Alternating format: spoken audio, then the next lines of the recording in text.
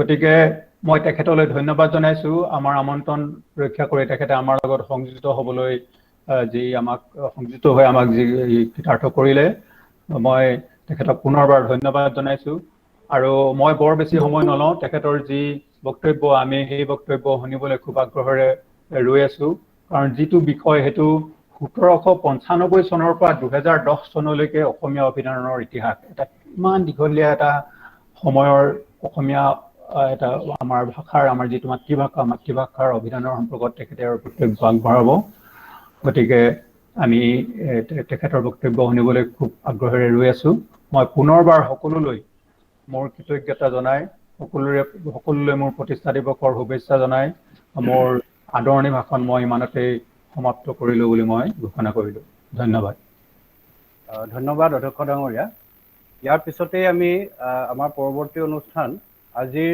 এই বক্তৃতা অনুষ্ঠান আমি যাৰ নামত উৎসৰ্গা কৰিছো তেখেতৰ সন্মুখ তেখেতৰ বিষয়ে আমাৰ মহাবিদ্যালয়ৰ গ্ৰন্থগাৰিকা শ্ৰীমতী মন্দিৰা চুতীয়া তেখেতৰ বিষয়ে চমুকে দুআষাৰমান ক'ব মন্দিৰা চুতীয়া আপুনি আগবঢ়াওক ধন্যবাদ জয়ন্ত দত্ত ছাৰ নমস্কাৰ প্ৰথমে মই আজিৰ এই পবিত্ৰ দিনত সভাত উপস্থিত থকা মোৰ অগ্ৰজ আৰু অনুজ সকলোলৈকে আবেলিৰ শুভেচ্ছা জনাওঁ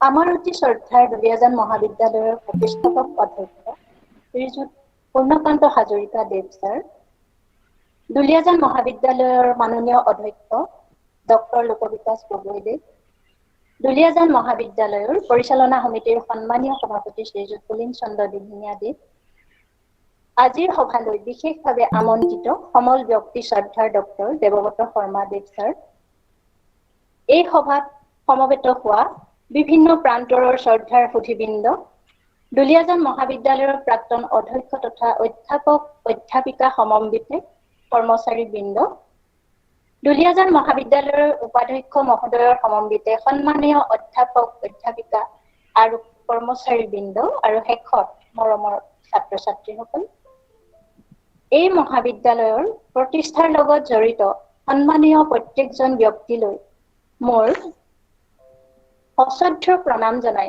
মই আজিৰ স্মাৰক বক্তৃতা অনুষ্ঠানটি যাৰ স্মৰণত অনুষ্ঠিত কৰা হৈছে তেখেতৰ বিষয়ে দুআষাৰ ক'বলৈ আগবাঢ়িছো আজি দুলীয়াজান মহাবিদ্যালয়ৰ 53 সংখ্যক প্ৰতিষ্ঠা দিৱসৰ লগত সংগতি ৰাখি অনুষ্ঠিত কৰা এই সভাৰ জৰিয়তে দুলীয়াজান মহাবিদ্যালয়ৰ জন্মলগ্নতেই প্ৰতিষ্ঠা হোৱা পুথিভঁৰালটিৰ প্ৰথমজন গ্ৰন্থাগাৰী স্বৰ্গীয় শিৱকুমাৰ বৰগোহাঁইদেৱক স্মৰণ কৰিছো স্বৰ্গীয় বৰগোহাঁইদেৱৰ জন্ম হৈছিল 1940 চনত ডিব্ৰুগড় গদাপানী বৰপথাৰৰ কোঁৱৰ গাঁৱত তেখেতে হাইস্কুলীয়া শিক্ষা গ্ৰহণ কৰিছিল ডিব্ৰুগড় গভৰ্ণমেণ্ট বয়জ স্কুলত আৰু তাৰ পৰাই হাইস্কুল শিক্ষান্ত পৰীক্ষাত উত্তীৰ্ণ হৈ ডিব্ৰুগড় কানৈ মহাবিদ্যালয়ত যোগদান কৰি তাৰ পৰাই স্নাতক ডিগ্ৰী লাভ কৰিছিল তাৰ পিছত গুৱাহাটী বিশ্ববিদ্যালয়ৰ পৰা লাইব্ৰেৰী সায়েন্সত বেচেলৰ ডিগ্ৰী লাভ কৰে তেখেতে প্ৰথম কৰ্মজীৱন আৰম্ভ কৰিছিল ডিব্ৰুগড় ৰজাভেটা ল'ৰা উচ্চ বিদ্যালয়ত শিক্ষকতাৰে ইয়াৰ পিছত 1977 চনত দুলীয়াজান মহাবিদ্যালয় পুথিভঁৰালৰ গ্ৰন্থাগাৰিক হিচাপে কাৰ্যভাৰ গ্ৰহণ কৰে আৰু সফলতাৰে 21 বছৰীয়া কৰ্মজীৱনৰ সামৰণি মাৰি 1998 চনৰ মে'ত অৱসৰ গ্ৰহণ কৰিছিল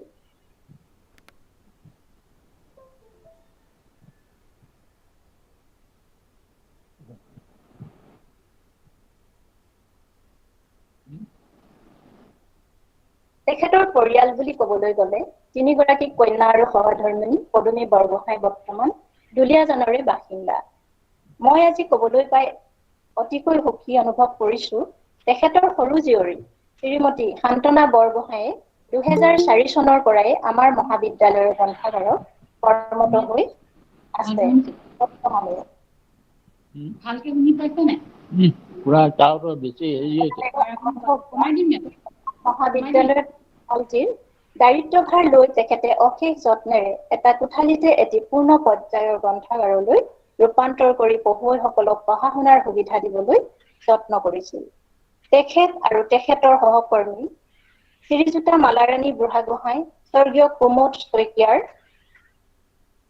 আশাসুধীয়া চেষ্টাৰ ফলতে পুথিভঁৰালটিয়ে আজিৰ এই পৰ্যায়ত উপনীত হোৱাত যথেষ্ট সহায় কৰিছে।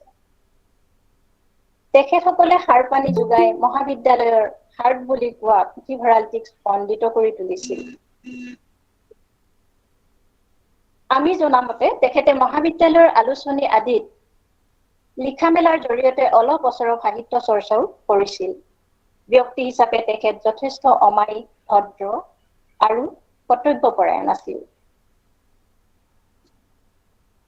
আজিৰ এই শুভক্ষণত আমাৰ মহাবিদ্যালয়ৰ পুথিভঁৰালটিৰ জন্মলগ্নৰে পৰা অনবদ্য বৰঙণিৰে সেৱা আগবঢ়োৱা স্বৰ্গীয় শিৱ বৰগোহাঁই দেৱৰ বিদেশী আত্মাক সশ্ৰদ্ধ প্ৰণাম আৰু কৃতজ্ঞতা জ্ঞাপন কৰি মোৰ দুআষাৰ ইমানতে সামৰণি মাৰিছো।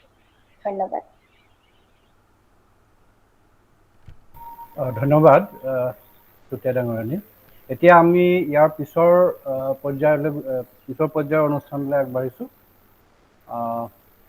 ইয়াৰ পিছতে আমি আমাৰ দুলীয়াজান মহাবিদ্যালয়ৰ অতি আদৰণীয় এগৰাকী ব্যক্তি, আমাৰ জন্মলগ্নৰ পৰা মহাবিদ্যালয়খনৰ লগত জড়িত আৰু আমাৰ সৌভাগ্য আজিও তেখেত আমাৰ মাজত আছে, আমাৰ লগত আছে। প্ৰতিষ্ঠাপক অধ্যক্ষ আমাৰ হাজৰিকা ছাৰক এতিয়া আমি চমুকে, ছাৰৰ হয়তো গাটো বৰ ঠিক নাই, তাৰ হ'লেও আমাক চমুকে আপুনি আশীষ হিচাপে দুআষাৰমান কথা ক'বৰ কাৰণে অনুৰোধ জনালোঁ।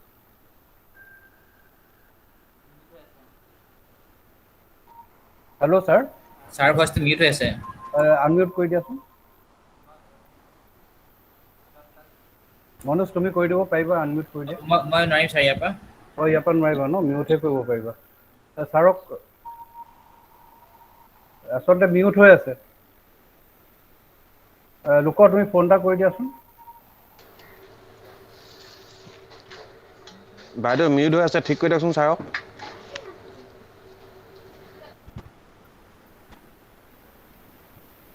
মাইক্ৰফোনটো অন কৰি ল'ব।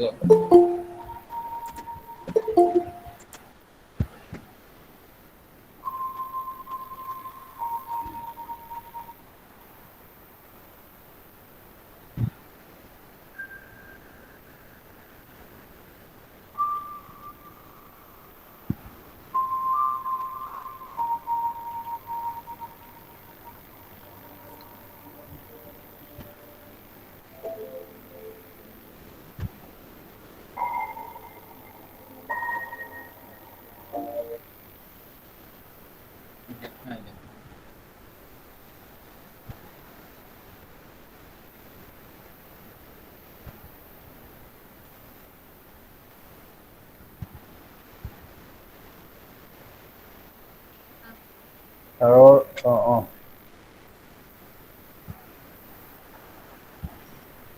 ছাৰ আপুনি শুনিছেনে বাৰু? হাজৰিকা ছাৰ। ছাৰ আপুনি দুআষাৰমান আমাক আশীৰ্বাদ হিচাপে দুআষাৰমান আপুনি বক্তব্য আগবঢ়াওক।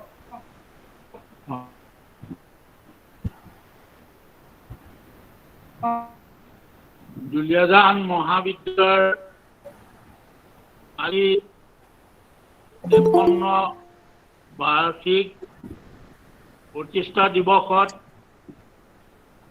দুআষাৰ কথা ক'বলৈ বিচৰাত মই আজি যথেষ্ট সুখী, কাৰণ আমাৰ পিছৰ যিসকল কলেজত প্ৰিন্সিপালকে আৰম্ভ কৰি ছাত্ৰ, শিক্ষক, শিক্ষয়িত্ৰী সকলোৱে কলেজখনৰ নাম ৰাখিছে।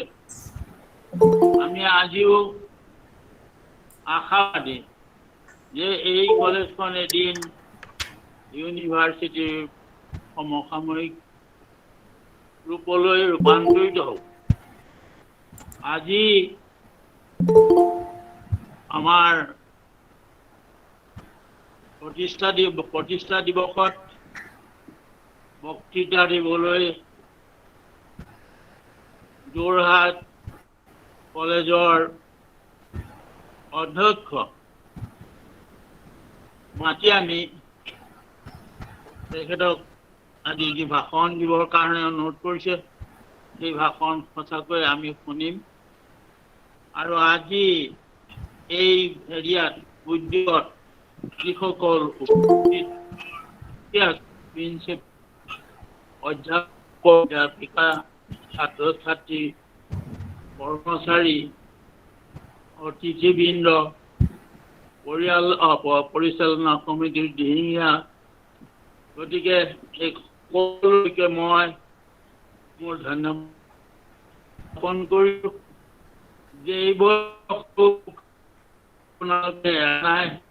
আপোনালোকে যথেষ্ট সন্মান দেখুৱাইছে যাৰ কাৰণে মই আজি আৰু উদ্যোগী হৈছোঁ কলেজসমূহ বাঢ়িছে দুলীয়াজান কলেজ সুন্দৰকৈ দুলীয়াজান বা আশা আকাংক্ষাৰে আৰু সহযোগিতাৰে আমি যিধৰণে কৰিবলৈ লৈছিলোঁ তিনিটা শাখাত সেই তিনিটা শাখাৰ কলেজ এতিয়া উন্নতমে উজ্জ্বলভাৱে থিয় হ'ব ধৰিছে গতিকে আমি এই কলেজখন আৰু ডাঙৰ হওক মোৰ অন্তৰেৰে কৈছে যে এই কলেজ নিশ্চয় আপোনালোকে আৰু আগুৱাই নিব সমাজ পৰিৱৰ্তন হৈছে সমাজ পৰিৱৰ্তনৰ লগে লগে কলেজৰ পৰিৱৰ্তন আহিব সেইকাৰণে আশা কৰোঁ আপোনালোকে নিশ্চয় এই দুলীয়াজান কলেজৰ প্ৰতি আৰু অলপ বেছি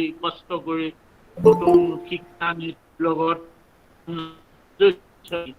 আপোনালোকে কলেজখনৰ প্ৰতি দুলীয়াজান ৰাইজৰ প্ৰতি কলেজৰ পৰিৱৰ্তন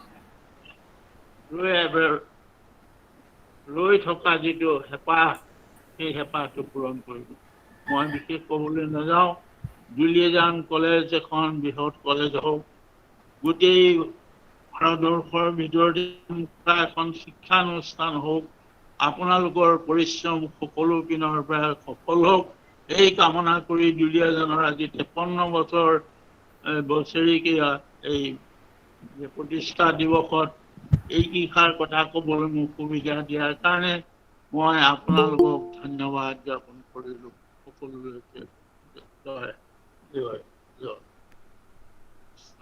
ধন্যবাদ ছাৰ আপোনাৰ চমু বক্তব্যই আমি আশীষ হিচাপে গ্ৰহণ কৰিছোঁ আৰু আশা ৰাখিছোঁ আগন্তুক দিনত আপোনাৰ আশীৰ্বাদ আমি ফলপ্ৰসূ কৰিব পাৰিম মই এতিয়া পৰৱৰ্তী অনুষ্ঠানটিলৈ আগবাঢ়িছোঁ মই অনুৰোধ কৰিম আমাৰ মহাবিদ্যালয়ৰ অসমীয়া বিভাগৰ মুৰব্বী অধ্যাপিকা শ্ৰীমতী ফুলজ্যোতি আমাৰ আজিৰ বক্তৃতা অনুষ্ঠানৰ আমি আমন্ত্ৰণ কৰি অনা ডক্টৰ দেৱব্ৰত শৰ্মা ডাঙৰীয়াৰ বিষয়ে চমুকৈ পৰিচয় দাঙি ধৰিব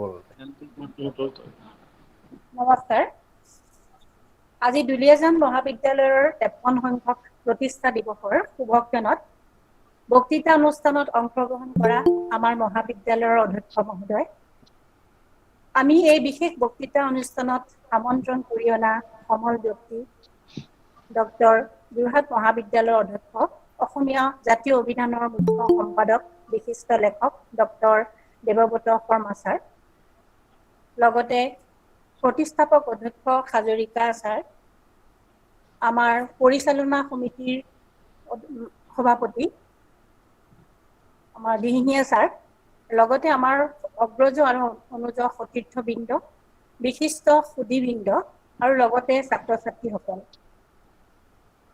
প্ৰতিষ্ঠা দিৱস উপলক্ষে আয়োজিত মহাবিদ্যালয়ৰ প্ৰথমজন গ্ৰন্থাগাৰিক শিৱ বৰগোহাঁই সোঁৱৰণী বক্তৃতা অনুষ্ঠানৰ সমল ব্যক্তি যোৰহাট মহাবিদ্যালয়ৰ অধ্যক্ষ অসমীয়া জাতীয় অভিধানৰ মুখ্য সম্পাদক বিশিষ্ট লেখক ডক্টৰ দেৱব্ৰত শৰ্মাদেৱক মই সশ্ৰদ্ধ প্ৰণিপাত আৰু স্বাগতম জনাইছোঁ তেখেত আমাৰ সকলোৰে পৰিচিত তথাপিও তেখেতৰ চমু পৰিচয় আপোনালোকৰ আগত দাঙি ধৰিবলৈ প্ৰয়াস কৰিছোঁ যোৰহাট মহাবিদ্যালয়ৰ অধ্যক্ষৰ উপৰিও তেখেতৰ বহল পৰিসৰৰ লিখনিসমূহৰ বাবে তেখেত আমাৰ শৈক্ষিক আৰু বৌদ্ধিক জগতত জনাজাত তেখেতৰ লিখনিসমূহে অসমীয়া ভাষা সাহিত্য ইতিহাস তথা জাতীয় জীৱনলৈ যথেষ্ট অৱদান আগবঢ়াইছে ডক্টৰ শৰ্মাদেৱে ডক্টৰ হীৰেণ গোহাঁইদেৱৰ তত্ত্বাৱধানত অসমীয়া জাতি গঠন প্ৰক্ৰিয়াত জাতীয় জনগোষ্ঠীগত অনুষ্ঠানসমূহ গৱেষণা গ্ৰন্থৰ বাবে ডক্টৰেট ডিগ্ৰী লাভ কৰে।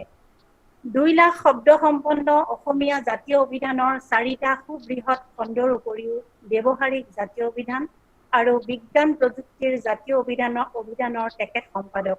তদুপৰি অসমৰ স্বাধীনতা আন্দোলন সম্পৰ্কীয় সুবৃহৎ 10 খণ্ড অভিধান সম্পাদনাৰ দৰে মহৎ কৰ্মত তেখেত নিয়োজিত।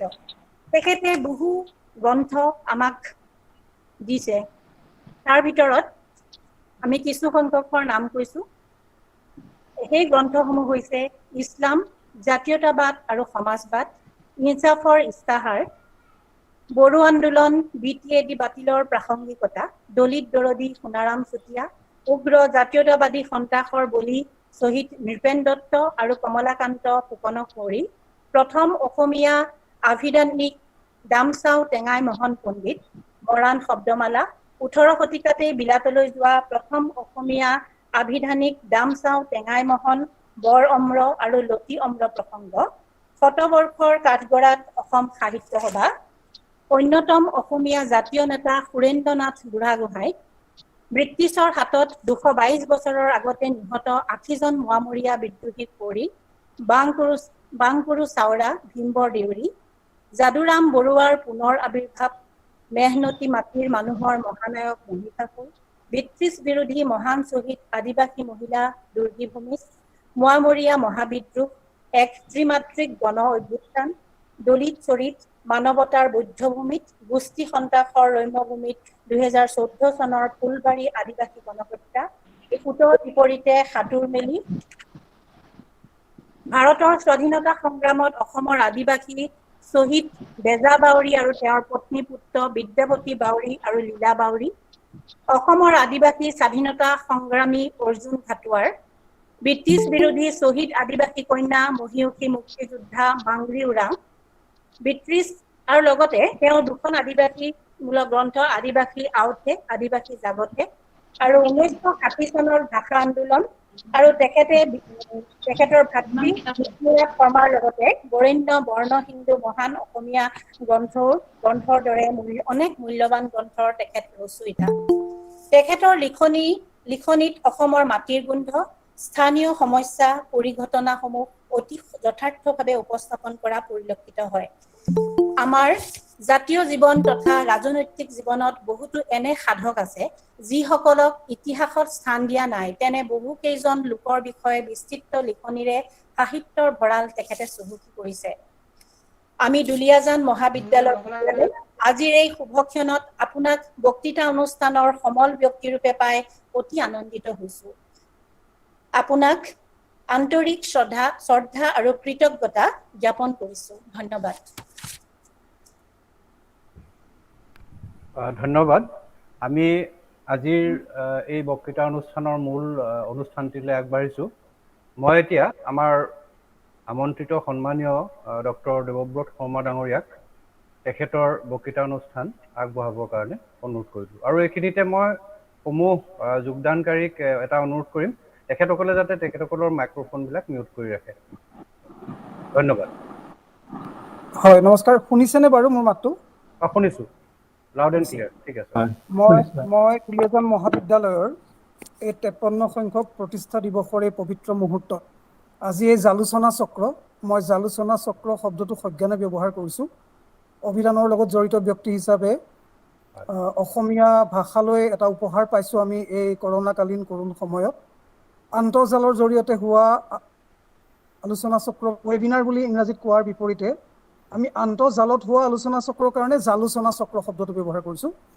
এই জালোচনা চক্ৰত উপস্থিত এই মহাবিদ্যালয়ৰ প্ৰতিষ্ঠাপক অধ্যক্ষ মাননীয় পূৰ্ণকান্ত হাজৰিকা ডাঙৰীয়া, মহাবিদ্যালয়খনৰ পৰিচালনা সমিতিৰ মাননীয় সভাপতি মানচাও পুলিন দিহিঙীয়া ডাঙৰীয়া, মহাবিদ্যালয়ৰ মাননীয় অধ্যক্ষ ডক্টৰ লোকবিকাশ গগৈ, মোৰ বন্ধু সুযোগ্য অধ্যক্ষ গগৈ ডাঙৰীয়া, মহাবিদ্যালয়ৰ প্ৰাক্তন অৱসৰী অধ্যক্ষ অধ্যাপকসকল, মহাবিদ্যালয়ৰ বৰ্তমানৰ আভ্যন্তৰীণ মান নিশ্চিতকৰণ কোষৰ জয়ন্ত দত্ত ডাঙৰীয়া, পুথিভঁৰালৰ মন্দিৰা চুতীয়া, এইমাত্ৰ মোক পৰিচয় কৰি দিয়া ফুল জ্যোতি ডাঙৰীয়ানীকে ধৰি মহাবিদ্যালয়খনৰ পৰিয়ালৰ সকলোকে মান্যানুসাৰে মোৰ নমস্কাৰ, মোৰ ক্ষুপ্তাং মই নিবেদন কৰিছোঁ। মোক যিটো বিষয় ক'বলৈ দিছে, ইতিমধ্যে ডক্টৰ গগৈয়ে এইটো উনুকিয়াই গ'ল যে এইটো ভুৰুকাত হাতী ভৰোৱাৰ দৰে এটা দুঃসাধ্য প্ৰচেষ্টা হ'ব। এইটো এটা ধৃষ্টতাই হ'ব ক'ব গ'লে, কাৰণ প্ৰায় 3 শতিকাৰ ইতিহাস, এটা ভাষাৰ ইতিহাস বুলিয়েই ক'ব পাৰি, এটা জীয়া জাতিৰ অভিধানৰ ইতিহাস মই এঘণ্টামান সময়ৰ ভিতৰত কোৱাটো বৰ দুঃসাধ্য হ'ব। তথাপিও আপোনালোকৰ আদেশ শিৰোধাৰ্য কৰি মই চমুকৈ চুই যাব বিচাৰিম আমাৰ জাতিৰ, আমাৰ ভাষাৰ ইতিহাসৰ কেতবোৰ অবিস্মৰণীয়, হয়তো অনুদ্ঘাটিত, হয়তো অৱহেলিত, হয়তো বিস্মৃত কেতবোৰ অধ্যায়। প্ৰথমেই মই এটা কথা কৈ ল'ব বিচাৰিছোঁ, অসমীয়া অভিধান বুলি ক'লে ইয়াত সমবেত সকলোকে ধৰি আমাৰ অসমীয়া মানুহৰ মনত কি ভাৱ আহে? এখন অসমীয়া অভিধানৰ নাম ক'বলৈ ক'লে আমি নিঃসন্দেহে হেমকোষৰ কথা ক'ম, অতি স্বাভাৱিকতে ক'ম, সঠিকভাৱেই ক'ম। কিন্তু যদি তাৰ পিছতে আমাক কোনোবাই প্ৰশ্ন সোধে যে অসমীয়া অভিধান কেতিয়া আৰম্ভ হৈছিলে, প্ৰথমখন অসমীয়া অভিধান কোনখন, তেতিয়া আমি হয়তো থমকি ৰ'ব লাগিব, তেতিয়া হয়তো আমি মূৰ খজুৱাব লাগিব, তেতিয়া হয়তো আমি স্মৃতি জাগৰণ কৰিবলৈ চেষ্টা কৰিব লাগিব। কোনোবাই হয়তো ক'ব যে চন্দ্ৰকান্তখন নেকি, বা আৰু আগত কাৰোবাৰ যদি মনত পৰে হয়তো ক'বলৈ চেষ্টা কৰিব। মই বিনয়ৰ সৈতে ক'ব বিচাৰিছোঁ যে দুলীয়াজান মহাবিদ্যালয়, ঐতিহ্যমণ্ডিত দুলীয়াজান মহাবিদ্যালয়ৰ সোণসেৰীয়া সোণালী জয়ন্তী গৰকী হীৰক জয়ন্তীলে ধাৱমান হোৱাৰ এই মুহূৰ্তটো অসমীয়া জাতিৰ জীৱনৰ কাৰণেও তাৎপৰ্যপূৰ্ণ সময় এটাৰ মাজেদি আমি গৈ আছোঁ। আমি এক জাতীয় সংকটৰ মাজেদিও আমি সময় অতিপাত কৰি আছোঁ। জাতিৰ অস্তিত্ব বিপন্ন বুলিও আমি কৈ থাকোঁ বা অনুভৱ কৰি থাকোঁ। তেনে অৱস্থাত এইটো অত্যন্ত জৰুৰী যে ভাষাৰ ইতিহাস আমি ভালকৈ জানিব লাগিব।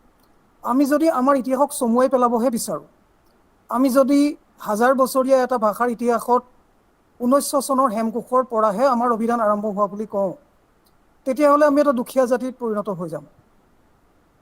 তেতিয়াহ'লে আমি আমাৰ ভাষিক দাৰিদ্ৰতাক স্বীকাৰ কৰি লোৱাৰ নিচিনা হ'ব।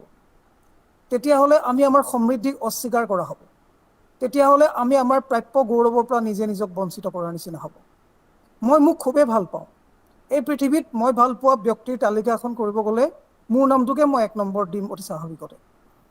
কিন্তু মোক মই ভাল পোৱাৰ কাৰণে এইটো মোৰ জৰুৰী নেকি যে মই মোৰ দেউতাক বেয়া পাম, মোৰ মাক, মোৰ আইতাক বেয়া পাম, মোৰ ককাক, মোৰ আজু আইতাক বেয়া পাম, মোৰ আজু ককাক, মোৰ প্ৰপিতামহ আৰু প্ৰমাতামহসকলক বেয়া পাম মই মোৰ নিজক ভাল পাবৰ বাবে? সেইবাবে হেমচন্দ্ৰ বৰুৱাক ভাল পাবৰ কাৰণে, হেমকোষক বাইবেলৰ দৰে ব্যৱহাৰ কৰিবৰ কাৰণে, শুই উঠিয়েই আৰু শোৱাৰ সময়তো তাত সেৱা এটা কৰিবৰ বাবে এইটো জৰুৰী নেকি যে তাৰ আগৰ 2 শতিকাৰ অসমীয়া অভিধানৰ ইতিহাস অস্বীকাৰ কৰা? এইটো জৰুৰী নেকি যে এইবিলাক পাহৰি পেলোৱা? এইটো জৰুৰী নেকি যে এইবিলাক পাহৰি পেলোৱা অথবা পাহৰাই পেলোৱা খুব দৰকাৰ নেকি? মই ভাবোঁ তাৰ ঠিক বিপৰীতটো।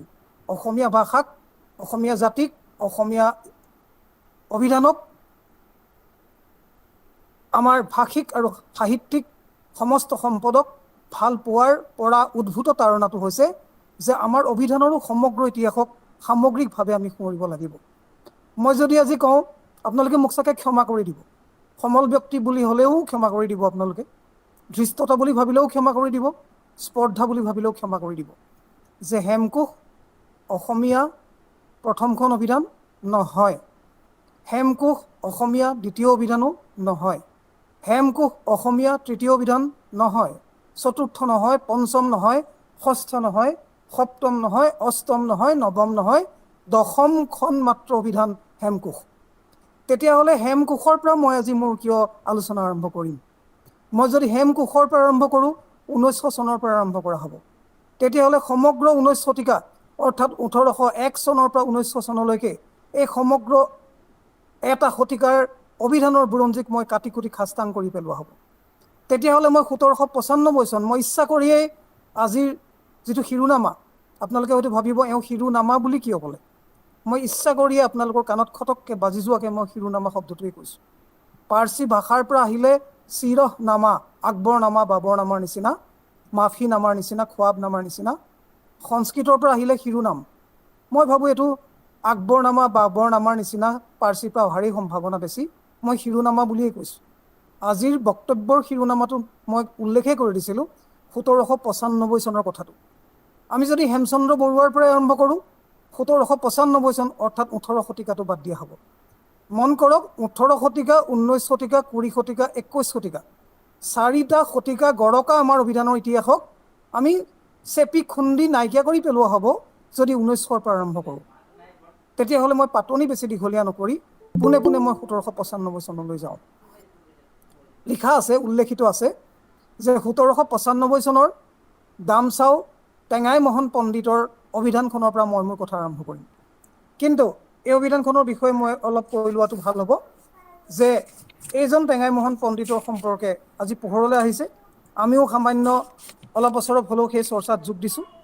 18 শতিকাত বিলাতলৈ যোৱা প্ৰথমজন অসমীয়া বুলি টেঙাই মোহন পণ্ডিতৰ কথা কোৱা হয়। মই টেঙাই মোহন পণ্ডিতৰ পাঠাকো এলেকাত তেখেত যি পৰিয়াল আছিল তাত থকা জাষ্টত থকাৰ মোৰ সৌভাগ্য ঘটিছে।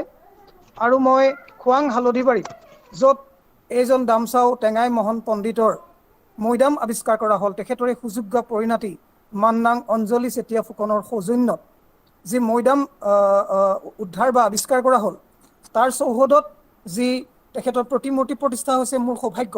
মই ভাবোঁ জাতীয় জীৱনৰ সৌভাগ্য, ব্যক্তিগতভাৱে মোৰ সৌভাগ্য যে আপোনালোকে দেখিছে এই কাকতখনত এয়া সেই মৈদামৰ ছবি। মৈদামৰ ওপৰত তেখেতৰ প্ৰতিমূৰ্তি প্ৰতিষ্ঠা কৰা হৈছে।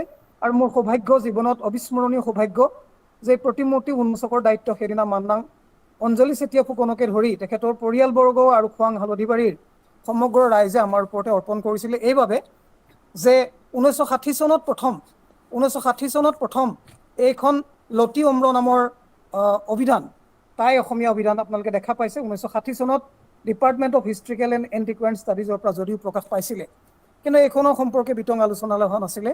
পৰৱৰ্তীকালত এই টেঙাই মোহন পণ্ডিতজনক বিচাৰি উলিওৱাৰ কামত আমিও ৰাইজৰ সৈতে যোগ দিছিলোঁ আৰু সেই প্ৰক্ৰিয়াতে বহুত কেইখন কিতাপো প্ৰকাশ পালে। আপোনালোকে দেখাই পাইছে যে আমি জাতীয় অভিধানৰ তৰফৰ পৰা আমি এইখন জন্মৰ 300 বছৰ পূৰ্তিৰ দিনা আমি কিতাপখন উলিয়াইছোঁ।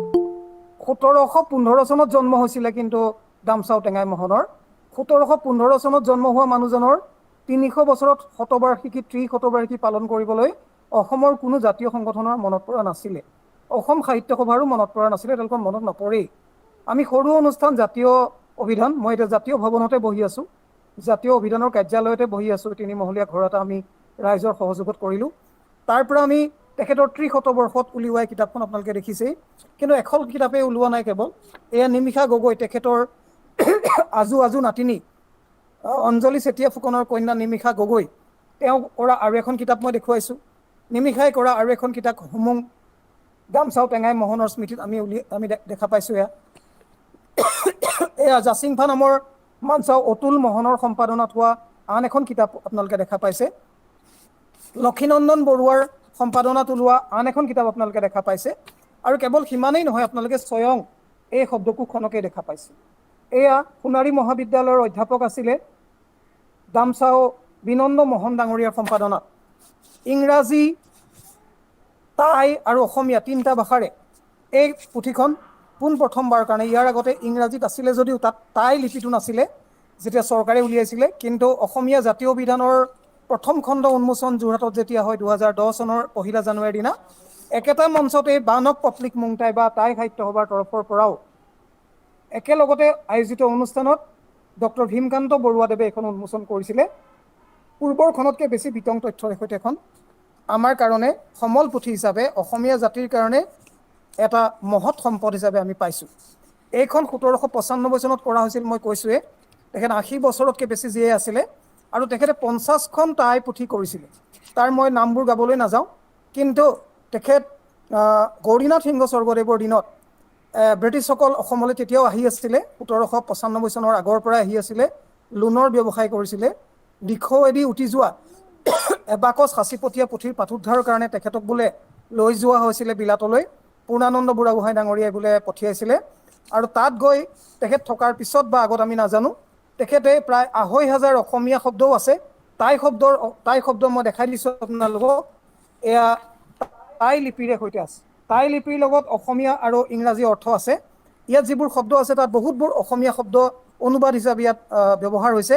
আপোনালোকে জানিব, আপায়ে খুনলুং খুনলাই, জাচিংফা, লেংডন, দৰমূল, উখুমা, দেওতৰা, মাকটা আঠা, ডাকুৰ, কপালী, তাহোন, তাৰু, কাপ ঢেকীয়া, নেকেৰা গাহৰি, বৰটিপা, কেৰকেচা দিয়া, ইত্যাদি ইত্যাদি।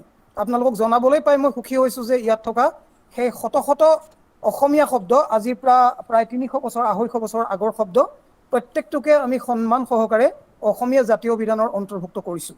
আৰু আমি আজি আপোনালোকৰ এই অনুষ্ঠানৰ জৰিয়তে পুনৰ দুলীয়াজানবাসীক নহয় অসমবাসীক পুনৰবাৰ আমি কাটৰ অনুৰোধ কৰিছোঁ যে অসমীয়া প্ৰথমজন অভিধান প্ৰণেতা হিচাপে এইজন দামচাও টেঙাই মোহনক গোটেই জাতীয় স্বীকৃতি দিব লাগে। কেৱল তাই আহোমে নহয়, কেৱল দুলীয়াজান মহাবিদ্যালয়ে নহয়, আৰু তেখেতৰ সম্পূৰ্ণ যথাযোগ্য মান্যানুসাৰে প্ৰতিষ্ঠা লাভ কৰিব লাগে। কিন্তু 1795 চনত এইখন বৰম্ৰৰ প্ৰকাশ বা প্ৰণয়ন এটা বিচ্ছিন্ন ঘটনা নাছিলে। তাই আহোমসকলৰ ৰাজসভাত বহু অভিধান পুথি, অম্ৰপুথি বুলি কোৱা হৈছিল তেতিয়া, প্ৰণয়ন কৰা হৈছিলে।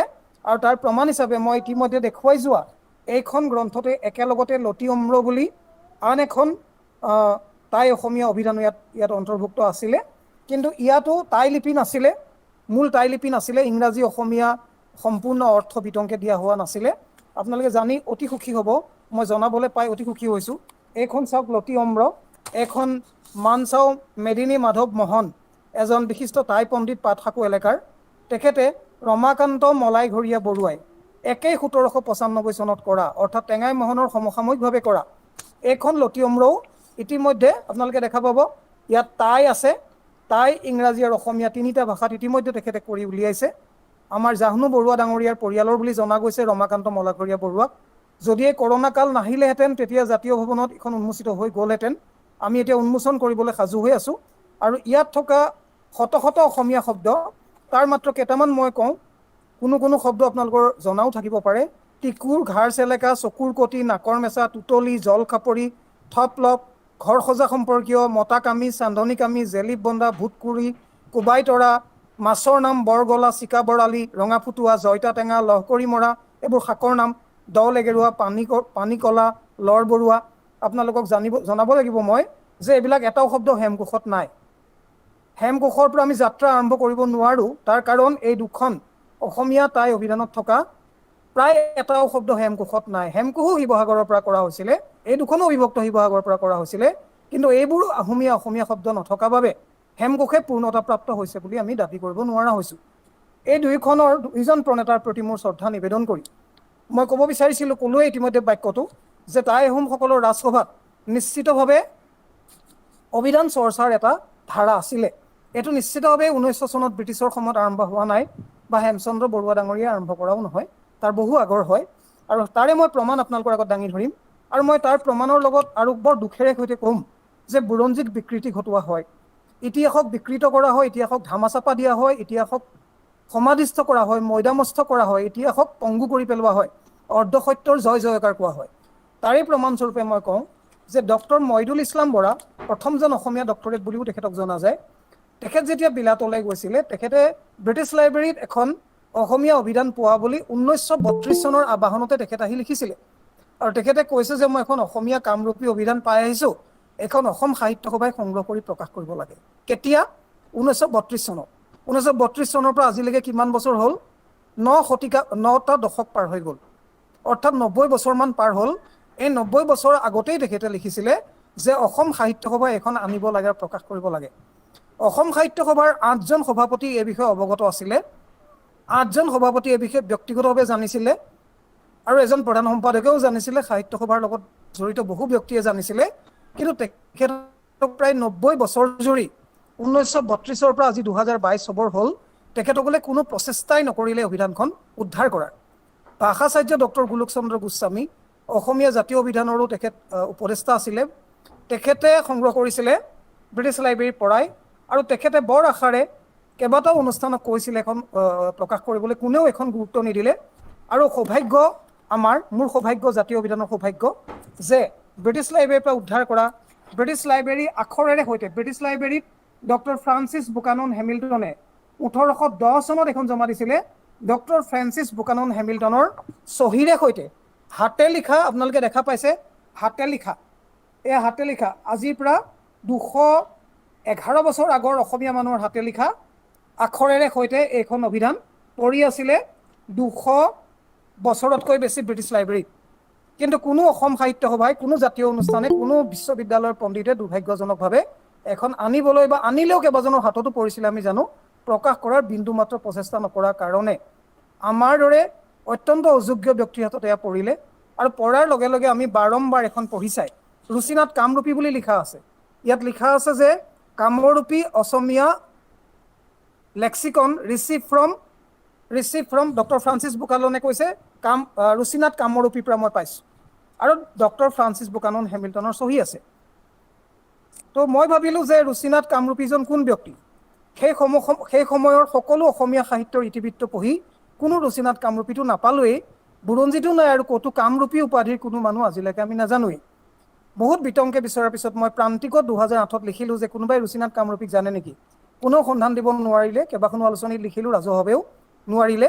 তেতিয়া আমি প্ৰথম হাতত পৰাৰ দিনৰ পৰাই, ইয়াৰ প্ৰায় 200টা পৃষ্ঠা আছে, মই দেখুৱালোঁ সুবৃহৎ, প্ৰত্যেকটো পাত বাৰম্বাৰ পঢ়ি কাষত দাগ দি ৰঙা নীলা কৰি দিলোঁ। কৰি তাত কি পালোঁ মই অতি চমুকে আপোনালোকক ক'ম। ইয়াতে প্ৰায় 200টা পৃষ্ঠাত আজিৰ পৰা 200 বছৰ আগৰ 2500 অসমীয়া শব্দ আছে। কামৰূপী বুলি কৈছে যদিও আমি কি দেখিলোঁ, প্ৰথম শীতানটোত প্ৰথম স্তম্ভত সংস্কৃত শব্দটো আছে। তাৰপিছত আসামী বুলি উজনি অসমৰ ভাষাত অৰ্থ ভঙা হৈছে, তাৰপিছত কামৰূপী বুলি নামনি অসমৰ ভাষাত লিখা আছে। তেতিয়া কি হ'ল, 3টা ভাষাত আছে, সংস্কৃত, আসামী মানে অসমীয়া, আৰু কামৰূপী। কিন্তু ভালকে মন কৰাৰ পিছত দেখিলোঁ 78 পৃষ্ঠাৰ ভিতৰত পিছত কামৰূপী শব্দবিলাক নাই। আৰু কামৰূপী শব্দ যিবোৰ আছে তাতে একেবাৰে পৰ্বত প্ৰমাণ ভুলেৰে ভৰা, অগণন ভুল আছে। মানে মানুহজন কামৰূপৰ মানুহ নহয়, তেখেতে কেনেকুৱা ভুল কৰিছে আপোনালোকে এটা দুটা শব্দ মই কৈছোঁ, মই কেলে কৈছোঁ তাৰো কাৰণ আছে, ভুল বিচৰা নাই, আপোনালোকক ধাৰণা দিবৰ কাৰণে কৈছোঁ। পিতৃব্যহ বুলি এটা সংস্কৃত শব্দ আছে, তাৰ অসমীয়া অনুবাদ কৰিছে দদাই। পিতৃব্যহ দদাই ঠিকে আছে। কামৰূপীটো অনুবাদ কৰিছে দদাই। কামৰূপত কিন্তু দদাই শব্দটো একেবাৰে নচলে, তাত খুৰা চলে আৰু কি নচলে, কিন্তু দদাই শব্দটো কামৰূপত সম্পূৰ্ণ অনুপস্থিত। তেখেতে পিতৃব্য পুত্ৰ শব্দটোৰ অসমীয়া কৰিছে উজনি অসমৰ দদাই পু, ঠিকে আছে, দদায়েকৰ পুতেক বুলি ক'বও পাৰে, অসমত উজনি অসমত কয়। কিন্তু কামৰূপীত কি অৰ্থ কৰিছে, দদাই আপা, মানে এটুকুৰা কামৰূপী কৰি এটুকুৰা উজনীয়া থাকি গ'ল। এনেকুৱা বাৰে শব্দবিলাক চাই আমাৰ মনত ধাৰণা হ'ল যে মানুহজন কামৰূপৰ নহয়, উজনিৰ মানুহ কিবা কাৰণে গুৱাহাটীত আছিলে, সেইকাৰণে জনাই নজনাই কামৰূপী শব্দবিলাক কৰিছিলে। কিন্তু পিছলৈ গৈ আপোনালোকৰ এতিয়া মই কোৱাৰ লগে লগে গাৰ নোমবোৰ দাং খাই যাব, এক ৰোমাঞ্চকৰ অভিজ্ঞতাৰে আপোনালোকে ৰোমাঞ্চিত হৈ পৰিব। যেতিয়া আমি দেখা পালোঁ পূৰ্বপুৰুষ শব্দটোৰ অসমীয়া কি দিছে, পূৰ্বপুৰুষ শব্দটোৰ অসমীয়া দিছে উজনি অসমত আঠাও পুঠাও।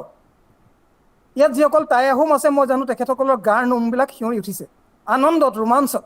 কেলে এই মানুহজন আঠাও পিঠাও শব্দটো কিয় ব্যৱহাৰ কৰিলে? কিন্তু তাতকৈও আপোনালোকে ৰোমাঞ্চিত হ'ব শুনিলে যে কামৰূপী শিতানতো তেখেতে আঠাও পুঠাও লিখি দিছে। কামৰূপত কেতিয়াও কোনো দিনে কোনো কাহানিও আঠাও পুঠাও শব্দটোৰ প্ৰয়োগ নাই। তেখেতে আঠাও পুঠাও লিখি চিয়াঁহীৰে কাটি দিছে, চিয়াঁহীৰে কাটি উপৰি পুৰুষ বুলি লিখিছে। এনেকুৱা মনস্তাত্ত্বিক বহু বিশ্লেষণৰ আমি পতিয়ন গ'লোঁ যে মানুহজন কামৰূপৰ মানুহ নহয়, কামৰূপত আছিলে, চেষ্টা কৰিছিলে কামৰূপৰ ভাষাত লিখিবলৈ, কিন্তু বাৰম্বাৰ তেখেতৰ ভুলে উদঙাই দিলে যে মানুহজন উজনি অসমৰ মানুহ, কিজানি তেখেত এজন আহোম মানুহ। আৰু মই আগতে কৈ আহিলোঁ মানচাও দামচাও টেঙাই মোহনৰ কথা, মই কৈ আহিলোঁ ৰমাকান্ত মলাঘৰীয়া বৰুৱাৰ কথা, মই কৈ আহিলোঁ আহোম স্বৰ্গদেউসকলৰ ৰাজসভাত থকা অভিধান চৰ্চাৰ ইতিহাসৰ কথা। সেইবাবে মোৰ মনত হঠাৎ খটংকে এটা ধাৰণা আহিলে যে মানুহজন ৰুচিনাথ কামৰূপী নহয় নেকি। মোৰ দেউতা কথাশিল্পী ডিম্বেশ্বৰ দয়াল শৰ্মা অসমীয়া ভাষা সাহিত্যৰ পণ্ডিত আছিলে। দেউতাই ক'লে যে কোনো ৰুচিনাথ কামৰূপী শুনা নাই। ৰুচিনাথ কন্দলী বুলি এজন আছিলে, তেওঁ সমসাময়িক নহয় ৰুদ্ৰসিংহৰ সময়ত। 1810 চনত অসমৰ বুৰঞ্জীত এজনেই আছিল ৰুচিনাথ, সেইজন ৰুচিনাথ হৈছে ৰুচিনাথ বুঢ়াগোহাঁই। পূৰ্ণানন্দ বুঢ়াগোহাঁইৰ পুত্ৰ লৰি গোহাঁই ৰুচিনাথ। 1810 চনত বুঢ়াগোহাঁই হোৱা নাই, সেইবাবে তেওঁ বুঢ়াগোহাঁই উপাধিটো লিখা নাই। সেইবাবে ডক্টৰ ফ্ৰান্সিছ বুকানন হেমিল্টনে কলকাতালৈ তেওঁ গৈছে ব্ৰিটিছৰ সহায় বিচাৰি মানৰ বিৰুদ্ধে। সেইবাবে কলকাতাত তেওঁক লগ পাইছে ডক্টৰ ফ্ৰান্সিছ বুকানন হেমিল্টনে। মোৰ ধাৰণা, মই ধাৰণা অলপ পিছত প্ৰমাণ কৰি দিম। আৰু তাৰ পাছত তেখেতে কৈছে ব্ৰিটিছে বিচাৰিছে অসমৰ বিষয়ে জানিবলৈ, আৰু তেওঁ কৈছে এখন আপুনি অভিধান কৰি দিয়ক। কলকাতা যোৱা বুলি মই কিয় ভাবিলোঁ, মই বেছি সময় নলৈ দুটামান প্ৰমাণ দিম। ইয়াত কেইটামান শব্দ আছে, এই শব্দকেইটাই মোক প্ৰমাণ কৰি দিলে আপোনালোককো এটা ধাৰণা দিব যে আমি অভিধানৰ ছাত্ৰসকলে অভিধানৰ ইতিহাস কেনেকৈ খুচৰোঁ, আমি ভাষা তত্ত্বৰ ব্যুৎপত্তি কেনেকৈ বিচাৰোঁ। প্ৰতিটো অভিধানৰ নহয়, প্ৰতিটো শব্দৰ এখন ইতিহাস থাকে, শব্দৰ ভূগোল থাকে, শব্দৰ বুৰঞ্জী থাকে। একোটা শব্দ 1000 বছৰৰ শব্দ হ'ব পাৰে, শব্দৰ জন্ম হয়, শব্দৰ মৃত্যু হয়, শব্দই ভূগোল অতিক্ৰম কৰে, দেশ মহাদেশ অতিক্ৰম কৰে, শব্দই ভ্ৰমণ কৰে, শব্দ সুপ্ত হয়, শব্দ মৃত হয়, শব্দ জন্ম হয়, শব্দৰ পুনৰ জন্ম হয়। সেইবাবে ইয়াত থকা কেইটামান শব্দই বৰ আপোনালোকে আমোদ পাব, ফূৰ্তি পাব, কিন্তু কৌতূহল উদ্দীপক শব্দ। ইয়াত এটা শব্দ আছে মিচিৰি। মিচিৰি, এই মিচিৰি শব্দটো মিছৰৰ পৰা অহা শব্দ। আমি যে তাল মিচিৰি খাওঁ, এই শব্দটো তেতিয়া ইয়াত অন্তৰ্ভুক্ত কৰিছোঁ যদিও অসমত তেতিয়া ক'তো মিচিৰি পাবলৈ নাছিল। খেজুৰ শব্দটো আছে। খেজুৰ আপোনালোকে statistical account of Assam WW Hunter পঢ়িব। 1810 চনত অসমৰ কোনো বজাৰত এটাও খেজুৰ বিক্ৰী হোৱা নাই। কিন্তু তাতকৈ মজাদাৰ শব্দ এটা ইয়াত আছিলে, সেই শব্দটোতে এই মানুহজন আমাৰ হাতত ধৰা পৰি গ'ল, বা ধৰা পৰি গ'ল বুলি ক'লে বেয়া হ'ব, আৱিষ্কাৰ হৈ গ'ল। তেখেতে তেখেতৰ মহিমাৰে আমাৰ হাতত ধৰা দিলে। আমাৰ কাৰণে অপেক্ষা কৰি আছিলে মানুহজনে, ৰুচিনাথ বুঢ়াগোহাঁয়ে। কেনেকৈ? তেখেতে ইয়াত আনাৰস বুলি শব্দ এটা লিখিছে সংস্কৃতত, আৰু আনাৰস শব্দৰ অসমীয়া তেখেতে লিখিছে মাটি কঁঠাল বা কেতেই কঁঠাল। আমাৰ হাতত বৰ সুন্দৰভাৱে মানুহজনে ধৰা দিলে। 200 বছৰ আমাৰ কাৰণে অপেক্ষা কৰি থকা মৈদামত মানুহজনে ধৰা দিলে কেনেকৈ? আনাৰস বুলি কোনো শব্দ আপোনালোকে জানি ভাল পাব, সংস্কৃত ভাষাত আনাৰস বুলি কোনো শব্দই নাই। শব্দটো দিলে ৰসগোল্লাৰ ৰসৰ নিচিনা লাগে, সেইকাৰণে আমি অসমীয়া মানুহে আনাৰস বুলি কৈ পেলাওঁ। আনাৰস বুলি কোনো শব্দ সংস্কৃত ভাষাত নাই, ভাৰতৰ কোনো ভাষাত নাই। It is a Portuguese word. এইটো পৰ্টুগিজ ভাষাৰ শব্দ। পৰ্টুগিজবিলাকে আমেৰিকাৰ পৰা মাটি কঁঠাল প্ৰথম খাবলৈ পাইছিলে, সেইকাৰণে পৰ্টুগিজ ভাষাত আনানাছ বোলা শব্দটো ইংৰাজীয়েও গ্ৰহণ কৰিলে। পাইনএপল আছে যেনেকৈ, আনানাছো আছে। আৰু সেই সময়ত 1810 চনত একমাত্ৰ কলকাতাৰ বজাৰতে কেইপাচিমান আনাৰস আহিছিলে, আনানাছ। আৰু ৰুচিনাথ বুঢ়াগোহাঁই ডাঙৰীয়াই কলকাতালৈ মানৰ বিৰুদ্ধে সাহায্য বিচাৰিবলৈ যাওঁতে ব্ৰিটিছৰ, তেওঁ কলকাতাৰ কোনোবা বজাৰত চাগে এটামান চাগে আনাৰস খাই পাইছিল। আৰু তেওঁ অসমত থকা কেতেই কঁঠালৰ লগত মিলাই তাৰ অনুবাদ কৰিছিলে কেতেই কঁঠাল বুলি। গতিকে এই মানুহজন যে কলকাতা যোৱা মানুহ, তাত কোনো সন্দেহ নাথাকিল আমাৰ। আৰু বহুত কথা আছে, মই চমুৱাম যে ইয়াত প্ৰথম পৃষ্ঠাত এটা কথাৰে আৰম্ভ কৰিছে। মই দেখুৱাম, ওলোটাকে দেখিব, তথাপিও চাই লওক আপোনালোকে। মই মোৰ দেউতাক সুধি নিশ্চিত হৈছিলোঁ। ইয়াত আছে শ্ৰী শ্ৰী দুৰ্গা জয়তী। আপোনালোকে মিৰৰ ইমেজ কৰিলে দেখা পালেহেঁতেন। শ্ৰী শ্ৰী দুৰ্গা জয়তী কোনে লিখিব? যাৰ ঘৰত দুৰ্গা পূজা পাতে। হয়, পূৰ্ণানন্দ বুঢ়াগোহাঁই ডাঙৰীয়াৰ ঘৰত দুৰ্গা পূজা পতা হৈছিল। হয়, ৰুচিনাথ বুঢ়াগোহাঁই ডাঙৰীয়াত দুৰ্গা পূজা পতা হৈছিল। হয়, অসমৰ প্ৰথম মন্ত্ৰী সুৰেন্দ্ৰনাথ বুঢ়াগোহাঁই ডাঙৰীয়াৰ একেখনেই ঘৰ দুৰ্গা পূজা এতিয়াও পাতি থকা হয়। গতিকে শ্ৰী শ্ৰী দুৰ্গাৰ নাম লৈ আৰম্ভ কৰা এইখন অভিধানত 2,500 অসমীয়া শব্দই আমাৰ কাৰণে অপেক্ষা কৰি আছিলে। আপোনালোকে জানি আচৰিত হ'ব, চমৎকৃত হ'ব, এই 2,500 অসমীয়া শব্দৰ এটাও হেমকোষত নাই, এটাও হেমকোষত নাই। তেতিয়াহ'লে আমি হেমকোষৰ পৰা যাত্ৰা আৰম্ভ কৰোঁ কেনেকৈ? আমি টেঙাই মোহনৰ শব্দ বাদ দিওঁ কেনেকৈ? কেনেকৈ বাদ দিওঁ আমি ৰমাকান্ত মলাঘৰীয়া বৰুৱাৰ শব্দ? কেনেকৈ বাদ দিওঁ আমি সুবৃহৎ? আপোনালোকে জানি ভাল পাব। আমি এখন চপাই উলিয়ালোঁ, আপোনালোকক কেৱল মুখেৰে ক'বৰ কাৰণে ৰৈ থকা নাই। আমি ৰুচিনাথ বুঢ়াগোহাঁই বুলি গোটেই দুনিয়াই জনাক আমি ঘোষণা কৰি দিলোঁ। মই সাতখৰীত লিখিলোঁ, মই প্ৰান্তিকত লিখিলোঁ। কোনোবাই যদি কয় কামৰূপীজন ৰুচিনাথ বুঢ়াগোহাঁই নহয় বুলি, মই কোনোবাই যদি ক'ব পাৰে কওক। কোনেও ক'ব নোৱাৰিলে প্ৰমাণ কৰি পেলাই আমি কিতাপ আকাৰে উলিয়ালোঁ। হাজাৰ হাজাৰ কপি বিক্ৰী হ'ল। এই যোৱা 11 বছৰ যদি কোনেও প্ৰত্যাহ্বান জনাব পৰা নাই, তেতিয়াহ'লে ৰুচিনাথ বুঢ়াগোহাঁইকো মৈদামস্থ কৰি থোৱা হৈছিল। অসমীয়াৰ অভিধানৰ ইতিহাস বুৰঞ্জীৰ এটা দীঘলীয়া অধ্যায় মৈদামস্থ কৰি থোৱা আছিল। আমি তাৰ পৰা খান্দি কুৰুকি উলিয়াই আমি ৰাইজৰ আগত, মৈদামত যে থাকে মণি মুকুতাবিলাক, আমি এটা এটাকৈ জাতীয় অভিধানৰ তৰফৰ পৰা ৰাইজৰ দৰবাৰত আমি পেছ কৰিছোঁ। আমি জনাইছোঁ যে এইখিনিক বাদ দিলে অসমীয়া ভাষা দুখীয়া হৈ যাব। কিন্তু তথাপিও কোনোবাই ক'ব পাৰে যে এয়া হয়তো ব্যতিক্ৰম, এয়া কেইখনমানহে, ইয়াৰ দ্বাৰা টাই আহোমৰ চৰ্চাৰ কেনেকৈ প্ৰমাণ হৈ যাব? মইতো কোৱা নাই যে এইটোৱে একমাত্ৰ। মইতো থমকি ৰোৱা নাই, মোৰ কাহিনী আৰম্ভ হৈছে মাত্ৰ। মইতো কোৱা নাই যে শেষ, মই কৈছোঁ আৰম্ভণি মাত্ৰ, আৰু বহুত বাকী আছে। সকলো মই আজি কৈ অতাব নোৱাৰিম মোৰ সীমিত সময়ত। তথাপিও মই ইয়াৰ পিছত যিখন তুলি ল'লোঁ হাতত, এইখন চাওক আপোনালোকে। এইখন হৈছে এখন উত্তৰ পূৰ্বাঞ্চলৰ 10টা ভাষাৰ এখন শব্দকোষ। এখন ইংৰাজী, বাংলা, কোচ, ৰাভা, গাৰো, কছাৰী, পানীকোচ, মেচ, অসমীয়া আৰু মণিপুৰী 10টা ভাষাৰ এখন অভিধান। আৰু আপোনালোকে জানি আচৰিতো হ'ব, খং উঠিব আপোনালোকৰ। মোৰ যেনেকৈ খং উঠে, ক'লেই খং উঠে। মূৰত যিকণ ঘিউ অকণমান আছে উতলিবলৈ ধৰে যে 1814 চনত এখন প্ৰণয়ন কৰিছে। আৰু মই অলপ আগতে কোৱা ডক্টৰ ফ্ৰান্সিছ বুকানন হেমিল্টনে এজন অসমীয়া মানুহৰ হতুৱাই এখন কৰাই ব্ৰিটিছ লাইব্ৰেৰীত জমা দিছে 1814 চনত। এতিয়া 2021 চন চলি আছে। 207 বছৰ পিছতো অসম সাহিত্য সভাকে ধৰি বিশ্ববিদ্যালয়বিলাকৰ অসমীয়া বিভাগবিলাককে ধৰি আমি কিন্তু ৰাজহুৱাভাৱে জনাইছিলোঁ এইবিলাক কথা। আমি গৰিয়সীত লিখিছোঁ, সাতসৰীত লিখিছোঁ, প্ৰান্তিকত লিখিছোঁ, সামাজিক মাধ্যমত লিখিছোঁ, জগত জাননীকে লিখিছোঁ, ঢোল কোবাই কোবাই ঘৰৰ ওপৰত উঠি গজদন্ত মিনাৰ পৰা চিঞৰি চিঞৰি কৈছোঁ এনেকুৱা অভিধান আছে, আনক আনক আনক। তেওঁলোকে আমাৰ কাৰণে ভ্ৰূক্ষেপেই কৰা নাই। অৱশেষত আমি তেতিয়া লণ্ডনত আছিলে, অলপতে ঢুকালে, ৰিণী কাকতি বাইদেউৰ সহযোগত জাতীয় অভিধানৰ চিঠি লিখি কেইবা হাজাৰ টকা খৰচ কৰি আমি এখন হাতে লিখা যিটো কপি ব্ৰিটিছ লাইব্ৰেৰীৰ পৰা সংগ্ৰহ কৰিলোঁ, হাতে লিখা আখৰ মই দেখাই দিম এতিয়া আপোনালোকক, হাতে লিখা যিটো প্ৰতিলিপি আৱিষ্কাৰ কৰিলোঁ, উদ্ধাৰ কৰিলোঁ, আৰু প্ৰায় 2 বছৰ জুৰি অধ্যয়ন কৰি আমি সুদীৰ্ঘ পাতনিৰে সৈতে এই 10 ভাষাৰ অভিধানখন অসমীয়া জাতিক আমি উপহাৰ দিলোঁ। আমি আপোনালোকে হয়তো গম নাপাব পাৰে, মই দুখিত যে প্ৰচাৰ মাধ্যমে নজনায়, মই দুখিত যে অসম সাহিত্য সভাসকলে নজনায়, এই হাতে লিখা অপূৰ্ব সুন্দৰ অসমীয়া ভাষাৰ, অসমীয়া লিপিৰ শ্ৰেষ্ঠতম কেইটামান আখৰেৰে কোনোবাই 200 বছৰ আগত লিখি ব্ৰিটিছ লাইব্ৰেৰীত জমা দিছে। মই প্ৰায় কিমানটা বহুত ইয়াৰ পাতনি লিখিছোঁ। মই চমুক ক'লে আকৌ এবাৰ আপোনালোক চমৎকৃত হ'ব, আপোনালোকে আকৌ এবাৰ ৰোমাঞ্চিত হ'ব আনন্দেৰে, আৰু মই আপোনালোকক ৰোমাঞ্চিত বিচাৰোঁ। দুঃসময়ত সুখবৰেৰে মানুহ ৰোমাঞ্চিত কৰাৰ অধিকাৰ আছে। মই ভাবোঁ যে ঠিক খবৰ যেতিয়া সত্য তথ্যৰ পৰা আধাৰিত হয়, সি তেতিয়াহ'লে আমাক যাব লাগে, আলোড়িত কৰি যাব, আমাক আন্দোলিত কৰি যাব লাগে, আমাক জোকাৰি পেলাব লাগে সমূলে। সেই কাম মই আপোনালোকৰ দৰবাৰলৈ আহিছোঁ। যেতিয়া মই আপোনালোকক কওঁ যে 10টা ভাষাৰ এই অভিধানৰ সংকলকজন অসমৰ, ৰুস্তাদ বুঢ়াগোহাঁইৰ দৰে তেওঁ অসমীয়া, ৰচিনা বুঢ়াগোহাঁই আৰু বাকী দুজনৰ দৰে অবিভক্ত শিৱসাগৰ জিলাৰ, এখেতো যোৰহাটৰ, এখেতৰ নাম আছিল ব্ৰজনাথ। শেষৰজন স্বৰ্গদেউ সিংহৰ পিতৃ ব্ৰজনাথ সিংহ, তেখেতেই একমাত্ৰ অসমীয়া আছিলে সেই সময়ৰ যি 10টা ভাষা জানিব পৰা অসমীয়া। কাৰণ তেখেতৰ পিতৃ বিজয় বৰমুৰা গোহাঁইক অংশত কৰা হৈছিল ৰজা হয় বুলি তুংখুঙীয়া ফৈদত। তেখেতে পলাতক আছিল নগাঁৱত, পলাতক আছিল মণিপুৰত, তাৰ পৰা কাছাৰলৈ গৈছিল, তাৰ পৰা তেখেতে বৰ্তমান বাংলাদেশৰ চিলমাৰীলৈ গৈছিল, কলকাতালৈ গৈছিল, ভূটানলৈ গৈছিল, কাশীলৈ গৈছিল, নেপাললৈ গৈছিল, আৰু তাৰপিছত নিজে ৰজা হ'ব নোৱাৰিলে যদিও পুত্ৰ পুৰন্দৰ সিংহক স্বৰ্গদেউ পদত অধিষ্ঠিত কৰিছিল, যদিও মোহৰ মৰুৱা হৈছিলে ব্ৰজনাথ সিংহৰ ৰজা পুৰন্দৰ সিংহ নামতেই মোহৰ মৰুৱা হৈছিল। এখেতেই আছে সেই সময়ৰ আটাইতকৈ শিক্ষিত, আটাইতকৈ জনা অসমীয়া বুলি ডক্টৰ ফ্ৰান্সিছ বুকানন হেমিল্টনে লিখি গৈছে। মই ইয়াত অসংখ্য পৃষ্ঠা দেখুৱাই দিছোঁ। মই পোনপটীয়াকৈ ইয়াত লিখি দেখুৱাই দিছোঁ ফ্ৰান্সিছ বুকানন হেমিল্টন, ৰাজা ব্ৰজনাথ। আজিৰ সময়ৰ আটাইতকৈ জনা মানুহজনৰ নাম ৰাজা ব্ৰজনাথ। আপোনালোকে জানি আনন্দ ভোগ কৰিব।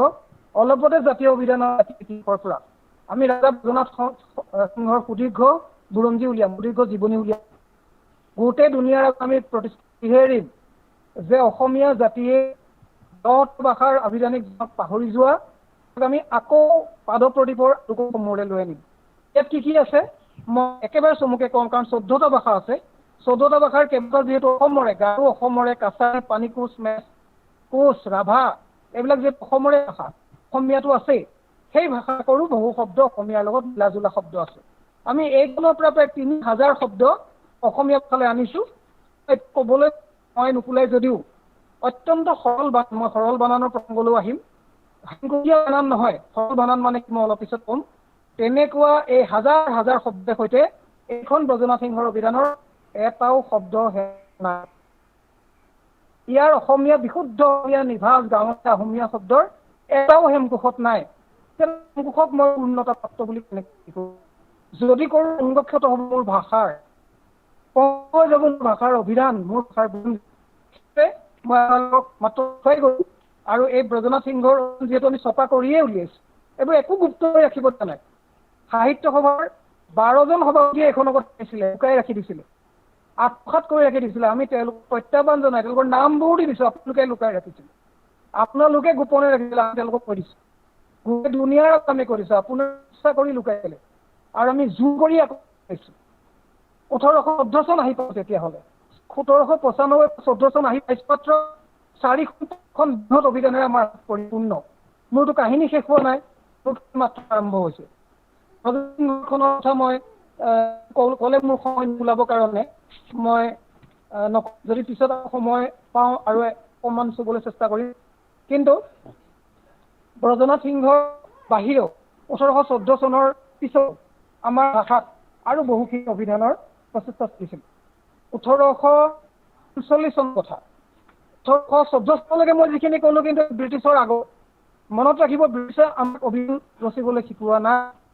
ব্ৰিটিছ আহি পোৱাৰ আগতে দুখন, তিনিখন, চাৰিখন অভিধান কৰি সাং ব্ৰিটিছ অসমলৈ আহি পোৱা 12 বছৰ আগতে আমাৰ নাই শিকা। আমি ব্ৰিটিছক শিকাব পাৰোঁ। ব্ৰিটিছে আমাৰ পৰা শিকিবৰ কাৰণে বুকানন হেমিল্টনে আমাক কুটুৰি কাকুতি মিনতি কৰি আমাৰ মানুহৰ অভিধান আদায়হে কৰিছে। কিন্তু আমি অভিধান নিজেই ইতিমধ্যে লিখিব জানিছিলোৱেই। সুসভ্য জাতি হয়, বুৰঞ্জী আমি গৌৰৱ কৰিব জাতি হওঁ। সেইবাবে 1894 চনৰ এইখন অভিধানৰ বিষয়ে 1814 চনৰ মাত্ৰ দুটা বাক্য মাত্ৰ কৈ গৈছোঁ। পিছলৈ যদি সময়ে অনুমতি দিয়ে তেতিয়া মই আৰু অকণমান হয়তো ক'ম। মই কৈছোঁ যে ইয়াত থকা শব্দ সংখ্যা প্ৰত্যেকটো ভাষাতে 2000 মান আছে। অসমীয়া শব্দ আছে 2148টা, 20156 শব্দ আছে। 20156 20156টা উত্তৰাঞ্চল 1814 চনৰ। তাৰ 100 বছৰৰ পিছত কোষত মাত্ৰ 14000হে 22000 আছিল। 22000 আৰু আমাৰ ইয়াত কিন্তু তাৰ 100 বছৰ আগতেই কিন্তু 20000 আছে। বেছিভাগেই অসমীয়া শব্দ আমি বাদ দিম। আমি সকলো শব্দ পাইছোঁ। বগশিল, সৰু পুখুৰী, ফুলখালী, ক্ষীৰ, চকুপানী, নীলা, বিষ, চিপাই, এনেকুৱা বহুত শব্দ, এই শব্দবিলাক আমাৰ অভিধানত কিন্তু অন্তৰ্ভুক্ত কৰিছোঁ। কেইটামান মাত্ৰ মই কওঁ। পাতত বহা, নাও লগা মানে বিখ্যাত, নাম দামী দামী, কামুক, গেলা কোৱা মানে পচা, থুটি মানে চাপ, শুকোৱা মানে জন্মা, চাপ যোৱা মানে চতিয়া, লোৱা মানে নিগ্ৰহ, আঠখোৱা মানে গ্ৰেপ্তাৰ কৰা, গজ মানে খৰিয়া, চাকি মানে টাৱা, কৰচলি মানে ৰাহুত মানে মাউত, খয় মানে মজদুৰ ইত্যাদি ইত্যাদি ইত্যাদি। 270টা শব্দ আমি অকল জাতীয় বিধানত সংকলিত কৰিছোঁ। 1800 পিছত আমাৰ 1839 চনত এজন মিছনাৰী আমাৰ অসমলৈ আহি এখন শব্দ কৰিলে। এখনৰ কথা ক'ম, তাৰ আগত মই বেলেগ অসমৰ মানুহৰ কথা ক'ম, বেলেগ এজন বুৰহতীয়া মানুহৰ কথা ক'ম। সেইজনৰ নামটো নাইকিয়া কৰি দিব। মই নাজানো সেইজনক জ্বলাবৰ কাৰণে প্ৰয়োজন আছে নেকি পূৰ্বসূৰীসকলৰ নামবোৰ নুমাই পোৱা। মই পোৱা নাই। মোৰ নিজৰ নামটো লিখাবৰ কাৰণে মই পুতা আৰু মাৰ নামটো নুমাই দিব লাগে নেকি? মই বুজি পোৱা নাই। মই নিজক বিখ্যাত কৰিব, মোৰ আৰু আইতা, মোৰ আত্মপুথাও, পুলিন পুথাও, তেওঁলোকৰ মৈদামত সমাধিস্থ কৰি দিব লাগে নেকি? মই একো বুজি পোৱা নাই। আৰু সেইকাৰণে মই এই কথাও বুজি পোৱা নাই যে 1839 চনত অসমীয়া ভাষাৰ এখন অত্যন্ত আধুনিক, অত্যন্ত পদ্ধতিগত, অত্যন্ত বিজ্ঞানসন্মত অভিধান কৰিছিল। যিজন যুগৰ মানুহে, যিজনে কমেও 5টা ভাষা জানিছিলে, ইংৰাজী জানিছিলে, ইংৰাজৰ লগত কাম কৰিছিলে।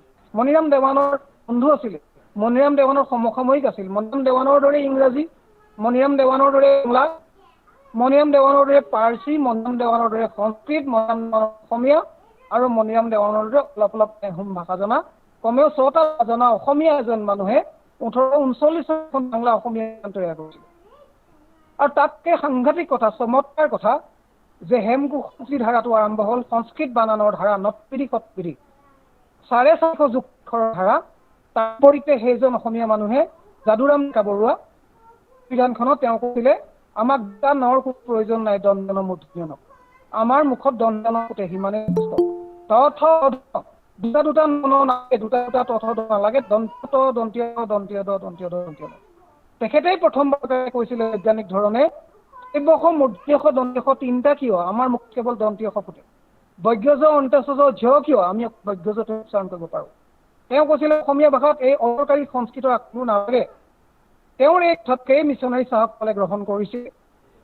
ৰেভাৰেণ্ড নাথান ব্ৰাউনে তেওঁৰ কথা অনুসৰিয়ে কথা সাৰোগত কৰি অসমীয়া ভাষাৰ দ্বিতীয়খন ব্যাকৰণ গ্ৰেমেট নটিচক দিয়েছিলে। তাত কৈছে যে কাৰণে আছামিজ পণ্ডিত বুজাৰ কথা কৈছে তেওঁ ডেকা বৰুৱা। অৰুণোদয়ৰ যি বানান আজিকালি নচলে যদিও সৰল বানান, যাদুৰাম ডেকা বৰুৱাৰ বানান, মাইচনৰ বানান হয়। সেই বানান নাথানৰ বানান নাই, যাদুৰাম ডেকা বৰুৱাৰ হাৰে মোৰ যে অসমীয়াজনৰ বানান, সেই বানান বুৰঞ্জীৰ বানান। গুৱাহাটী লিখে কেনেকৈ বুৰঞ্জীত? হতাকাৰে হা, দন্তীয় তৎসকাৰে টি। আমাৰ বুৰঞ্জীত 17 শতিকালৈকে কেনেকুৱা লিখা আছে? কছাৰী ক, প্ৰথম চকাৰে চাৰ, অচকাৰে ৰি। ঘৈনী কেনেকৈ লিখা আছে? ঘট পেকাৰ, দন্তীয় নধ হচৰিকাৰ। আমি তেনেকুৱা সৰল নাছিলে, সংস্কৃতিয়ে বানাইছিলে 1900 চনৰ আগলৈকে। সেই অসমীয়া মানুহ তাৰ ছবিখন পালে নাই, অভিধানখন লুকাই পেলালে। অভিধানখন বিচাৰি বিচাৰি হাইৰাণ 1870 চনৰ সেইখন অভিধান আভিধানিক জনৰ মৈদামত খুৱাই দিলে। কিন্তু আমি বিচাৰি আছোঁ, আমি যাদুৰাম ডেকা বৰুৱাৰ বছৰ যিমান লিখা হ'ল সকলো লেখা প্ৰকাশ সংগ্ৰহ কৰি আমি উলিয়াইছোঁ যাদুৰাম ডেকা বৰুৱাৰ কিতাপ। আমি লিখিছোঁ সৰল বানৰ প্ৰথম বল প্ৰৱক্তা, আধুনিক যুগৰ প্ৰথম অসমীয়া অভিধান, আধুনিক আগৰ কেইজন মধ্যযুগৰ, এজন ব্ৰিটিছ অহাৰ পিছৰ আধুনিক যুগৰ বৈজ্ঞানিক অভিধানৰ পদ্ধতি অনুসৰি যাদুৰাম বৰুৱাই তেখেতৰ আহি যোৱা ছবি নহয়, তেখেতৰ ছবি পাবলৈ আছে।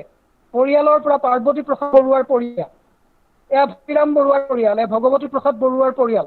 এই পৰিয়ালৰ লগত যোগাযোগ কৰি তেওঁলোকৰ পৰিয়ালৰ মানুহৰ পৰৱৰ্তী প্ৰজন্মৰ ছবিবোৰ চাই কল্যাণজ্যোতি শইকীয়া যোৰহাট জাতীয় ছাত্ৰই বৰ্তমান আফ্ৰিকাত থাকে, তেওঁ ছবিৰ বৰ্ণনা পৰিয়ালৰ মানুহ লৈ আমি উলিয়ালো যাদুৰাম ডেকা বৰুৱাৰ এখন ছবি। যেনেকে গামছো টেঙাই মোহনৰ প্ৰতিমূৰ্তি কৰা হৈছে, ছবি নাছিল পুনৰ নিৰ্মাণ কৰা হৈছে। পৰিয়ালৰ নাতি পুতিৰ মুখলৈ চাই তেওঁলোকৰ ছবি আধাৰত কম্পিউটাৰে নিৰ্মাণ কৰা হৈছে। এনেকৈ আঁকি উলিওৱা হ'ল যাদুৰাম বৰুৱাৰ ছবি, যাৰ ওপৰত ভিত্তি কৰি আধুনিক অসমীয়া অভিধান গঢ়ি উঠিছে মাইলছ ব্ৰনছনৰ। সেই যাদুৰাম ডেকা বৰুৱাৰ 1847 চনৰ বাংলা অসমীয়া অভিধান লুকাই পেলাব পাৰে, কিন্তু আমাৰ তালিকাত থাকিব লাগিব। আমাৰ বুৰঞ্জীৰ পৰা লুকাবলৈ নিদিওঁ আমি, আমাৰ বুৰঞ্জীৰ নাম মুচি পেলাব নিদিওঁ আমি। বুৰঞ্জীত সোণালী ৰূপালী আখৰেৰে লিখা থাকিব লাগিব, হীৰাৱলী আখৰেৰে লিখা থাকিব লাগিব প্ৰতিজন জ্ঞানীৰ নাম, আমাৰ পূৰ্বপুৰীৰ নাম, আমাৰ ককা দেউতাৰ নাম, আমাৰ পুথাৰ নাম, তেওঁলোকৰ নাম মচি পেলোৱাৰ, কাটি পেলোৱাৰ, কাষ্টাং কৰা ৰঙা আখৰেৰে লিখি ৰঙা চিয়াহীৰে অধিকাৰ আমি কাকো নিদিওঁ। সেইবাবে আমি যাদুৰাম ডেকা বৰুৱাৰ অভিধানখন সংগ্ৰহৰ প্ৰচেষ্টা কৰাৰ লগতে তেখেতৰ বিশেষ জীৱনী আমি উলিয়াইছোঁ, চৰ্চা আমি বাহি ৰাখিম। আৰু ক'লেই যে তেখেতৰ বানান আজিলৈকে অৰুণোদয়ৰ বানান হিচাপে আমাৰ পৰিচিত, সেয়ে যে সেয়া ব্ৰনছনৰ ৰাউণ্ড হয় আমাৰ খাটি অসমীয়া যাদুৰাম ডেকা বৰুৱা। আমি মাইলছ ব্ৰনছনৰ অভিধানখনৰ কথা পাতি যাওঁ। মাইলছ ব্ৰনছনৰ অভিধানখন 1867 কৰাৰ কথা আমি জানো। অসমীয়া বিভাগৰ সকলো ছাত্ৰ ছাত্ৰী অধ্যাপক অৱগত, মই কোৱাৰ আগতে তেখেতসকলে ক'ব সেই বিষয়ে আমি অৱগত। মই সেইখনৰ কথা পৰিচয় নাই, মই দেখুৱাইছোঁ বেলেগ এখন শব্দৰ কথা। এইখন 1839 চনতে এখন হৈছিল, 67 চনৰ কথা আহিব বাকী আছে। এতিয়া মই কৈ আছোঁ ষষ্ঠখন অসমীয়া অভিধানৰ কথা। এইখন ইংৰাজী অসমীয়া শৃংখল নাগাভাষাত আখৰ জোঁটনি পুথি তথা শব্দ মাইলছ ব্ৰনছনে কৰিছিলে। 1935 চনত অসমত আহিছে, অসম শিকিছে, লগত শিকিছে অসমীয়া, লগত চিংফৌ নাগা, গাৰো শিকিছে, কি ভাষা শিকিছে। শিকি তেখেতে সদায় বহিল এই যে ফলি লোৱা ঘৰ ডক্টৰ দিলীপ দত্তই কোৱা, সেই ফলি লোৱা ঘৰত পৰিবাৰে শিক্ষকতা তেখেতে শব্দ বিচাৰি ফুৰিছে আৰু তেখেতে এই চাৰিটা ভাষাত তেখেতে এখন শব্দকোষ উপহাৰ দি গৈছে। এইখনৰ কথা যদি বাদ দিওঁ তেতিয়া অসম্পূৰ্ণ হৈ ৰ'ব। ইয়াত কি আছে, ফলি লোৱা ঘৰত কি পঢ়োৱা হৈছিলে, ইয়াৰ এটা মই পঢ়ি দিছোঁ। ইংৰাজী লিখোতে তেতিয়ালৈকে 1839 চনলৈকে মাইলছ ব্ৰনছনে অসমীয়া লিপি ব্যৱহাৰ নাই কৰা, ইংৰাজী আখৰ লিখিছে, কিন্তু অসমীয়া কথাবিলাক ইংৰাজী আখৰ লিখিছে। মই গাই দিছোঁ, এয়া ইংৰাজী ছবি কাঠৰ ব্লকেৰে কৰা ছবি লিখিছে এটা দুটা বাক্য। উইলিয়াম বাৰুলা ইউৰোপৰ পৰা আহি আহিলে, 19 আখৰ শিকিলে, অজলা ল'ৰা শিকিব নোৱাৰে, ইংৰাজী আখৰত অসমীয়া শিকাই আছে ফলি লোৱা বহি ব্ৰনছন চাহাবে। এইখনৰ লগত আছে শব্দকোষ 4 ভাষাৰ তুলনামূলক। এইখন দিলে অসমীয়া ভাষা হ'ব নেকি? অসমীয়া ভাষাৰ তুলনামূলক জনজাতি ভাষাৰ সৈতে অধ্যয়নৰ কাৰণে এইবিলাক আপুৰুগীয়া। অসম সাহিত্য সভা সকলৰ বাবে নহয়, বিশ্ববিদ্যালয়বিলাকৰ বাবে নহয়, আমাৰ দৰে অতি নম্ৰ মানুহৰ বাবে, আমাৰ দৰে ছাত্ৰৰ বাবে ভাষাতত্বৰ, আমাৰ দৰে অসমীয়া ভাষাৰ শিশুৰ বাবে এইবিলাক অত্যন্ত গুৰুত্বপূৰ্ণ তথ্য ভাণ্ডাৰ আৰু মণিমুকুতাৰ ভাল। সেইবাবে আমি এই ভাষাৰ অভিধানখন আমি নিজে এই অভিধানৰ পৰা দুখীয়া অনুষ্ঠান হৈও প্ৰকাশ কৰি ৰাইজক তুলি দিছোঁ। মোৰতো কথা শেষ হোৱা নাই, মই কৈ আহি পাইছোঁ কোনোমতে 6 নম্বৰ 6খন। মোৰ আৰু ক'ব বাকী আছে। 1841 চনত এগৰাকী মহিলা শিৱসাগৰৰ মিছন প্ৰেছ চৌহদত থাকে, ব্ৰহ্মণ থাকে, তাত থাকে। মানুহগৰাকীৰ নাম হেৰিয়েট দিয়ে কাটে। 1841 চনৰ কথা এখন অসমীয়া ভাষাৰ শব্দকোষ কৰি উলিয়ালে। Brief vocabulary in English and Assamese with rudimentary exercises. আৰু অসমীয়া আখৰ প্ৰথমবাৰৰ কাৰণে ইংৰাজী আৰু অসমীয়া বাক্যৱলী। ভুলকে লিখা আপোনালোক সকলোৱে জানেই যে অসমীয়া শব্দটো প্ৰথমবাৰৰ কাৰণে অৰুণোদয় পাততেই প্ৰকাশ পাইছিলে। অসমীয়া শব্দটো প্ৰথমবাৰৰ কাৰণে 1846 চনৰ জানুৱাৰী মাহৰ 1 তাৰিখৰ পৰা শিৱসাগৰৰ পৰা প্ৰকাশিত অৰুণোদয়ৰ পাততেই পাইছিল। অৰুণোদয়ৰ নামটো কি আছে আপোনালোকে জানেই, অৰয়ুৰু দন্ত নত উকাৰ দন্ত নত উকাৰ নামানে দন্ত নত উকাৰ দ আৰু হ্ৰস্ব ই। তাত অসমীয়া শব্দটো প্ৰথমবাৰৰ কাৰণে পৃথিৱীৰ প্ৰথমবাৰৰ কাৰণে ছত্ৰকাৰত ওলাইছিলে। কি বানান আছিলে? অন্তীয় স মত হ্ৰস্ব ইকাৰ ইয়ত আকাৰে ইয়া মত দীৰ্ঘ নহয়। অসমীয়া সৰল বানান অৰুণোদয় ওলাইছিলে আৰু এখেতেও সৰল বানানেৰে লিখিছে। 1841 এগৰাকী আমেৰিকাৰ পৰা অহা বেপ্টিষ্ট মিছনাৰী মহিলা, তেখেতে লিখা শব্দবিলাকৰ দুটা মই আপোনালোকক ক'ম। কেলে ই এটাও শব্দ হেমচন্দ্ৰ বৰুৱাৰ অভিধানত নাই। হেমচন্দ্ৰ বৰুৱা এখন নোপোৱাৰ কথাই থাকিব। হেমচন্দ্ৰ বৰুৱা সাগৰৰে মানুহ। হেমচন্দ্ৰ বৰুৱাই এইটো নোপোৱাটো বিশ্বাসযোগ্যই নহয়, অসম্ভৱ কথা।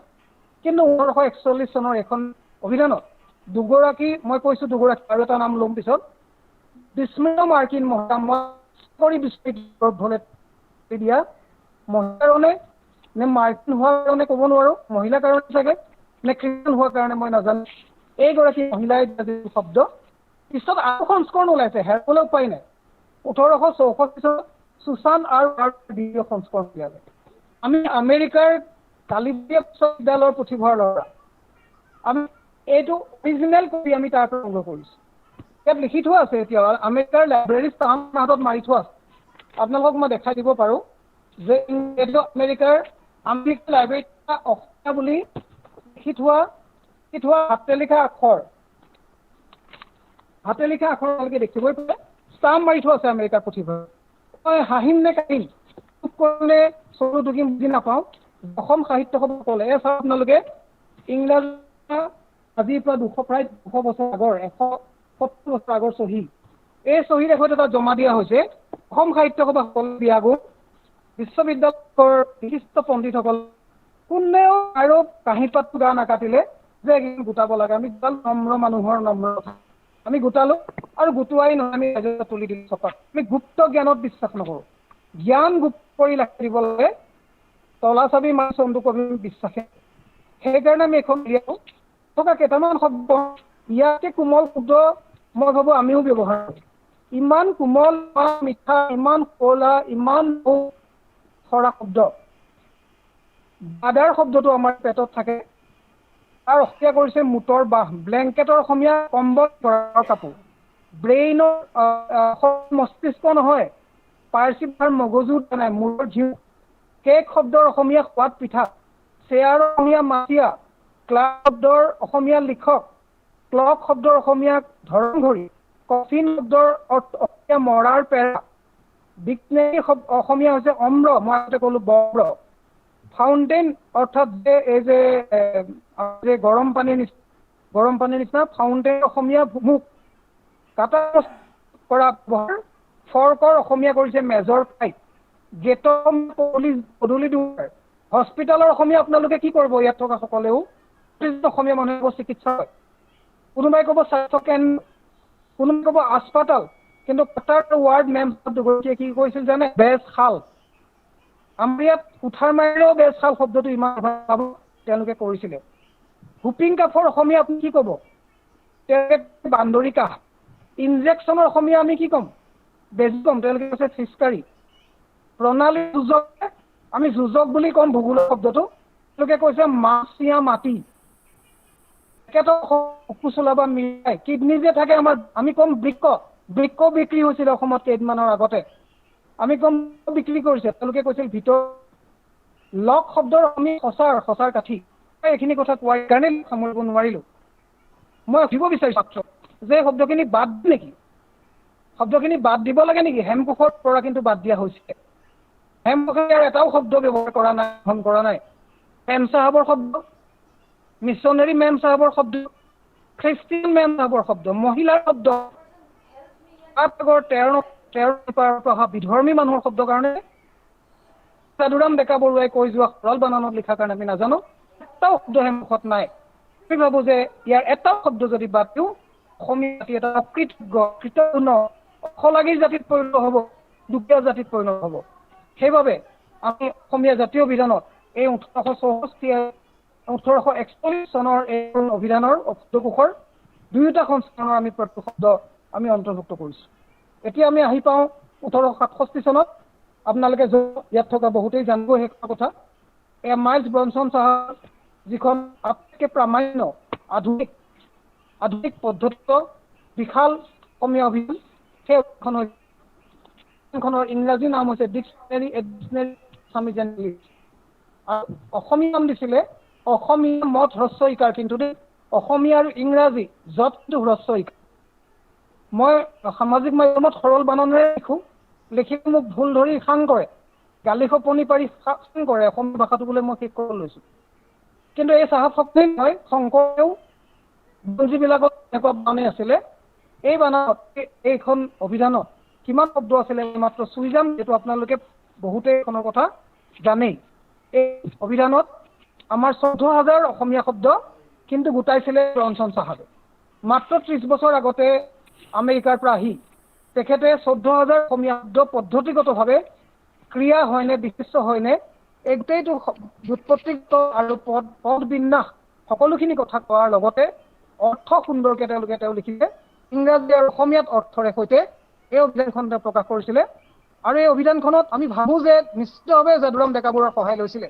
যাদুৰাম ডেকা বৰুৱাৰ সহায় অবিহনে এইখন অভিধান প্ৰকাশ সম্ভৱ নাছিলে, কাৰণ যাদুৰাম ডেকা বৰুৱাৰ অভিধানখন তেওঁলোকৰ শিৱসাগৰৰ মিছন প্ৰেছত আছিল সেইখিনি সময়ত। তাৰ কৃতজ্ঞতা স্বীকাৰ কৰিছোঁ যদি শব্দবিলাকৰ ওচৰত বিশেষভাৱে উল্লেখ কৰা নাই। কিন্তু ইয়াৰ বহুত গুৰুত্বপূৰ্ণ দিশৰ লগত এটা গুৰুত্বপূৰ্ণ হৈছে অত্যন্ত বস্তুনিষ্ঠ আছিলে। ইয়াৰ আবিধানিকৰ ব্যক্তিগত ভালপোৱা বেয়া পোৱা কোনো কথাত অনা নাছিলে, কোনো জাতিৰ প্ৰতি বিদ্বেষ নাছিলে। বস্তুনিষ্ঠভাৱে এটা শব্দৰ বিষয়ে দিবলগীয়া দৰকাৰী তথ্যবিলাক তাত আছিলে, আৰু অদৰকাৰী কথা বা তেখেতে নিজে মনে ভবা কোনো কথাই তাত দিয়া নাছিলে। আৰু নিভাতম অসমীয়া শব্দ ইয়াত ভৰালে। জাতিবিলাকৰ কথা ক'ব লগা হৈছিল বৰ শ্ৰদ্ধা সহকাৰে আৰু বৰ মিতব্যয়ীভাৱে তেখেতে যিবোৰ শব্দ কৈছিলে, মই তাৰ কথাটো গুৰুত্ব সহকাৰে কৈ লৈছোঁ। এইভাৱে অলপ আমি এই বেলেগ কথা শুনিবলৈ পাম। কলিতা জাতিৰ কথা কি কৈছে? আহোমৰ কথা কৈছে ইন্দ্ৰবংশী, আৰু নাই কোৱা ইন্দ্ৰবংশী জাতি। কলিতাৰ কথা কি কৈছে? জাত বিশেষ জাতি, তাতকৈ বিশেষ ভাল বেয়া কোৱা নাই। নগী কৈছে পৰ্বীয়া জাতি বিশেষ। আপোনালোকে মোক কোৱা কথাকেইটা মাত্ৰ মই অলপ 5 মিনিট মনত ৰাখিবলৈ অনুৰোধ কৰিলোঁ। মাত্ৰ 5 মিনিট আপোনালোকে মনত ৰাখক। কেলে মনত ৰাখিব কৈছোঁ মই 5 মিনিট পিছত ক'ম। নগা কি কৈছে? পৰ্বতীয়া জাতি বিশেষ। ঠেঙাল কি কৈছে? ঠেঙাল এক জাতি কছাৰী। এনেকে অসমত থকা প্ৰত্যেক জাতিৰ সম্পৰ্কত উল্লেখ আছে। আৰু ইয়াতে 3টা খ নাই, মূৰ্ধন্য দন্তীয় খ নাই, অকল 2 খ। অকল দন্তীয় বৰ্গ আছে। 3টা জ নাই, অকল দন্তীয় জয় আছে। হ্ৰস্ব ইকাৰ দীৰ্ঘ ইকাৰ নাই। যাদুৰাম ডেকা বৰুৱাই কোৱাৰ দৰে কেৱল হ্ৰস্ব ইকাৰ, চৌ দীৰ্ঘও নাই, অকল হ্ৰস্ব হৈ আছে। এনেকৈ অসমীয়া ভাষাৰ বানানৰ যিটো কাঠামো বা আন্তঃগাঁথনি বা ভিত্তি তৈয়াৰ কৰিছিল যাদুৰাম ডেকা বৰুৱাই, তাৰ ওপৰত আধাৰিত প্ৰামাণ্য বিজ্ঞানসন্মত অভিধানখন 14,000 শব্দেৰে মাইলছ ব্ৰনছন চাহাবে সুদূৰ আমেৰিকাৰ 7 সাগৰ 13 নৈ পাৰ হৈ অসমীয়া ভাষাক আপোন বুলি ভাবি তেখেতে কৰি থৈ গ'ল। তেখেতৰ যিটো সমাধি সুদূৰ আমেৰিকাত, সেই সমাধিত তেখেতৰ যিখন স্মাৰক লিখা আছিল, তাত কি লিখা আপোনালোকে নিশ্চয় জানে। তাতো অসমীয়া ভাষাতে লিখা আছিলে। তাতো অসমৰ সম্পৰ্কে তেখেতৰ বিকৃত প্ৰাণ মনটো প্ৰকাশ পাইছে। আপোনালোকে ডক্টৰ দিলীপ কুমাৰ দত্তৰ সেইখিনি কথাও বিদিত। ডক্টৰ দিলীপ কুমাৰ দত্তই লিখিছিল ব্ৰনছন চাহাব পেৰাটোত কি আছে। ব্ৰনছন চাহাবৰ মৃত্যুৰ পিছত তেখেতে থকা ঘৰৰ কাঠৰ চাঙৰ ওপৰত পোৱা যিটো পেৰা, যি পেৰাত অসম সম্পৰ্কীয় 12,000 পৃষ্ঠা আছিল হাতে লিখা, য'ত এবাৰ 1000 পৃষ্ঠা হাতে লিখা অসমীয়া ভাষাত ব্ৰনছন চাহাবৰ আনে তেখেতলৈ লিখা প্ৰমাণ পাই অসম প্ৰেম আপোনালোকক জনাবলৈ পাই অত্যন্ত অনুভৱ কৰিছোঁ। মই দেখুৱাব পাৰিলে ভালেই পালোঁহেঁতেন। আছে মোৰ যে সেই 12,000 পৃষ্ঠা ইয়াৰ লগত আছে। সেই 12,000 পৃষ্ঠাৰ পোনপটীয়া ৰূপতে মাইক্ৰফিল্ম নামত ৰূপত আমাক দিব জিম্মাত আছে। আমি কেতিয়াবা সেইখিনি সম্পাদনা কৰি উলিয়াম। মই এইকাৰণে কওঁ যে 1967 চন মই আহি পালোঁ। মই 1900 চনলৈ যাব লাগিব। 1900 চনৰ হেমকো সংবিধানৰ কথা মই এতিয়া ক'ব লাগিব। আৰু কোৱাৰ সময়ত মই নিশ্চিতভাৱে এইখন অসমীয়াৰ প্ৰতি শ্ৰদ্ধা নিবেদন কৰিম। এজন মহান অসমীয়া প্ৰথম অসমীয়া যিজনে 20 শতিকাত ব্ৰিটিছ অহাৰ পিছত সম্পূৰ্ণ অসমীয়া অভিধান কৰিছিল।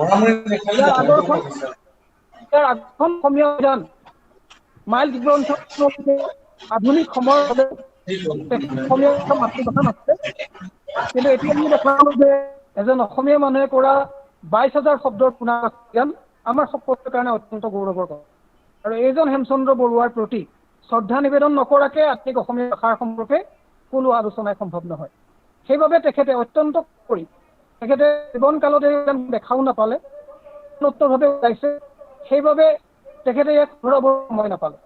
গেইট চাহাবে লৈ গৈছিল 1808 তেখেতৰ এই পাণ্ডুলিপি, কিন্তু এই সপ্তাহৰ আগতেই শ্বিলঙৰ চৰকাৰী ছত্ৰপাহালটো ভাগ কৰিলে 1898 চনৰ বৰ ভূমিকম্প। গতিকে মাটিৰ লগত বিলীন হৈ যাবলৈ ওলাইছিলে, পানীয়ে মাটিয়ে শ্বিলঙৰ বৰষুণত।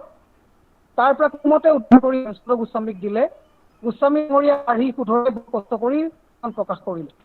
গতিকে মই হেমচন্দ্ৰ বৰুৱা ডাঙৰীয়া, হেমচন্দ্ৰ গোস্বামী ডাঙৰীয়া, গেইট চাহাব সকলোলৈকে মোৰ শ্ৰদ্ধা তৰ্পণ কৰিছোঁ যে অসমীয়া ভাষাৰ এই বৃহৎ সম্পদটো তেখেতসকলে আমাক থৈ গ'ল। সেই ঋণ আমি জাতিয়ে কেতিয়াও খুজিব নোৱাৰোঁ। এইখিনি হোৱাৰ পিছত মই এই সংবিধানৰ সম্পৰ্কত দুটামান কথা কিন্তু ক'ব লাগিব। এই কাৰণেই নক'লে মই তাৰ পৰৱৰ্তী পৰ্যায়লৈ যাবলৈ আগবাঢ়িব নোৱাৰিম যে হেমকোষৰ ইমানখিনি অসামান্য অৱদান সত্ত্বেও পৰৱৰ্তী কালত হেমকোষৰ সম্পৰ্কত প্ৰশ্ন উঠে। বানানৰ সম্পৰ্কত প্ৰশ্নটো মই এতিয়া আৰু নতুনকৈ নকওঁ, সেইটোতো বানান সম্পৰ্কীয় এটা বেলেগ প্ৰসংগ।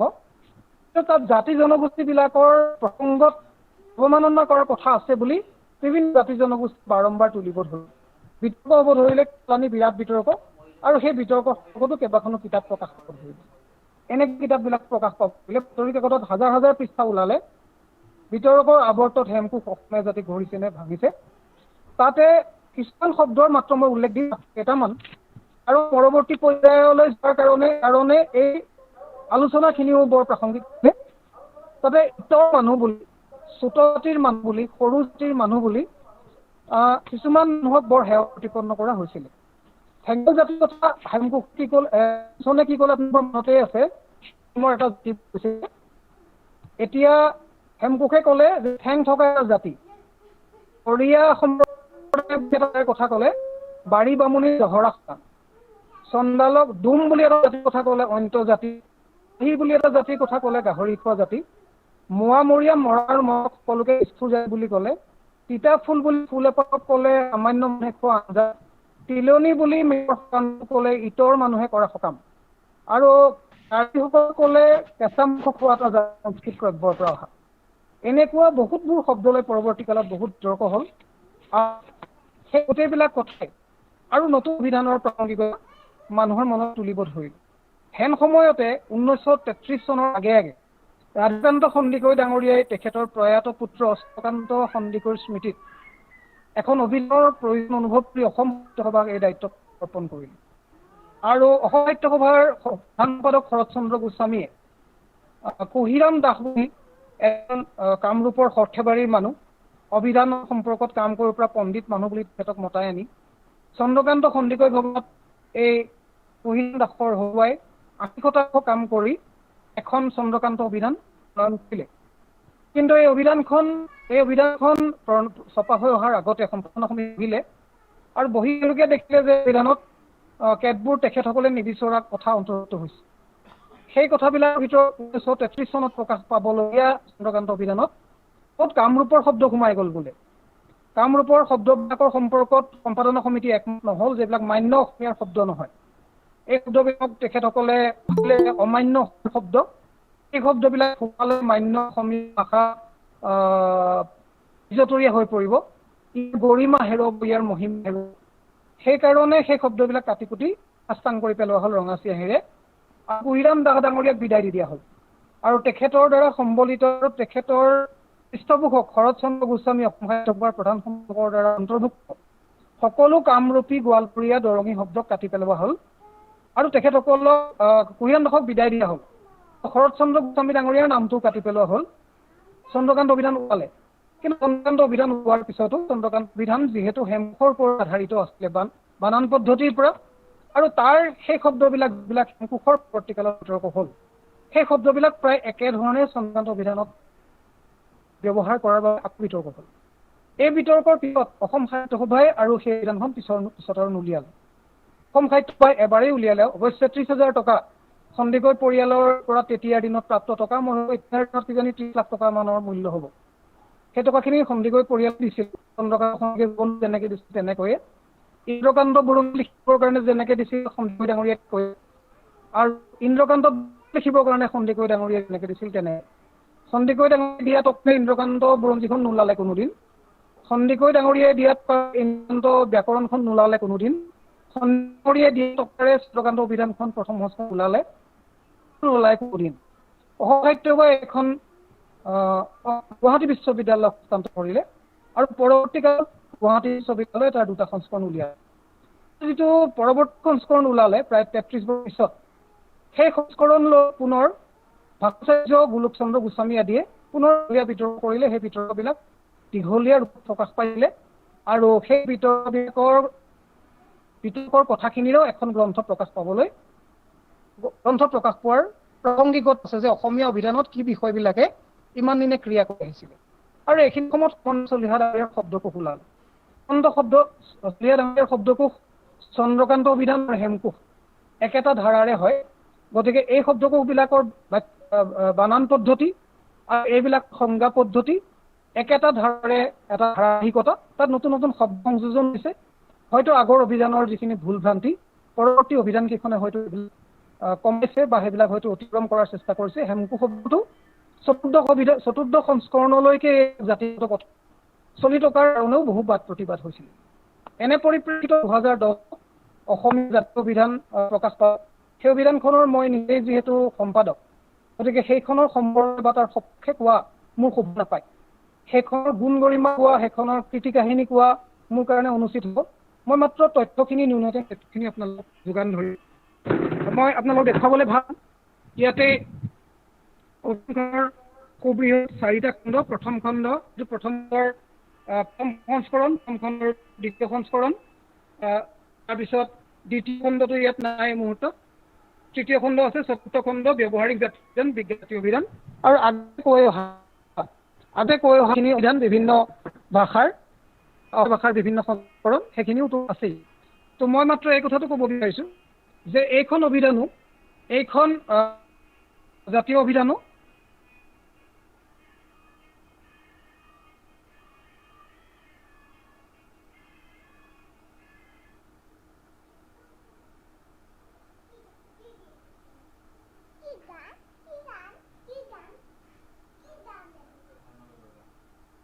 নহ'ল। আপোনালোকে যদি ভাবিছিলে যে এখন বিতৰ্ক উঠক আৰু এখন এতকৈ মহৎ মই আৰু ইমানেই তৰ্ক হ'ল যে কেইবাখনো দৈনিক বাতৰি পত্ৰৰ পিছযোৰ মাহজুৰি ওচৰ কৰা হ'ল বা প্ৰদান তাত ওচৰা হ'ল বা ব্যৱহাৰ কৰা হ'ল এই সংক্ৰান্তীয় বিতৰ্কৰ কাৰণে।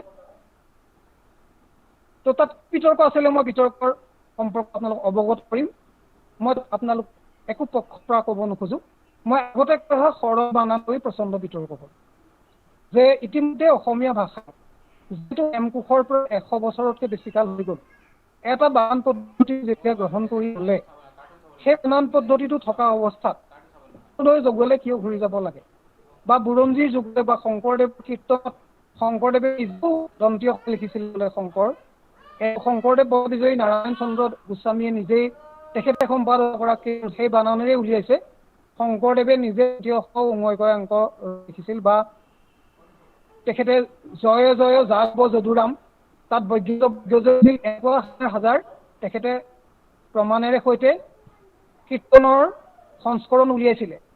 তেনে কুলকিত সৰল বানান আছিলে, কিন্তু সমালোচকসকলে কৈছে অতি স্বাভাৱিক হৈছে যে সেই বানান ঘূৰাই অনাৰ কোনো যুক্তি নাই। অৰুণোদয় যুগটো বৰুৱাৰ যি বানানটো গজগজীয়াকৈ প্ৰতিষ্ঠা লাভৰ পিছত যদি বানানত এনেকুৱা বিভ্ৰান্তি হয় অসমীয়া ভাষা, তেতিয়াহ'লে খেলি মেলি হ'ব। এইটো এটা ডাঙৰ যুক্তি আছিলে অসমীয়া ভাষাত বানানত নতুনত্ব আনিব নালাগে বুলি।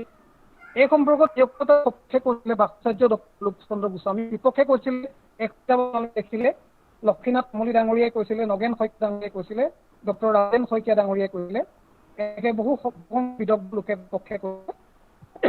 ভাষাতাত্ত্বিকসকলৰ ভিতৰত ভাষাচাৰ্য doctor Chandra Goswami, doctor Bhagawan Moral, doctor Phanindra Kumar, doctor Phanindra Nath Datta Choudhury, doctor Ramesh Chandra Pathak যে সৰল বানান আছে, সৰল বানানেহে অসমীয়া ভাষাক বেমেজা মুক্ত কৰিব পাৰিব। অসমীয়া ভাষাত বৰ্তমানে 718টা চিহ্ন ব্যৱহাৰ হয়, 450টা প্ৰত্যাক্ষৰ আছে। এই সৰু ল'ৰা ছোৱালীয়ে শিকা বা অন্য জনজাতিৰ মানুহে শিকা বা নতুন প্ৰজন্মই শিকিবলৈ বহুত অসুবিধা। 26টা আখৰৰ ৰোমান্টিকে তাৰ সলনি ক'লে ভাল জনজাতিসকলে আৰু আমাৰ নতুন প্ৰজন্ম। সেইকাৰণে 700 অধিক এই চিহ্ন, এই হস্ত চন্দ্ৰবিন্দু ব্যঞ্জন চিহ্নকে ধৰি যিমানবিলাক যুক্ত আছে তাৰে সৈতে তাৰ পৰিৱৰ্তে সৰল বানান আনিব লাগে বুলি একাংশ কৈছিলে।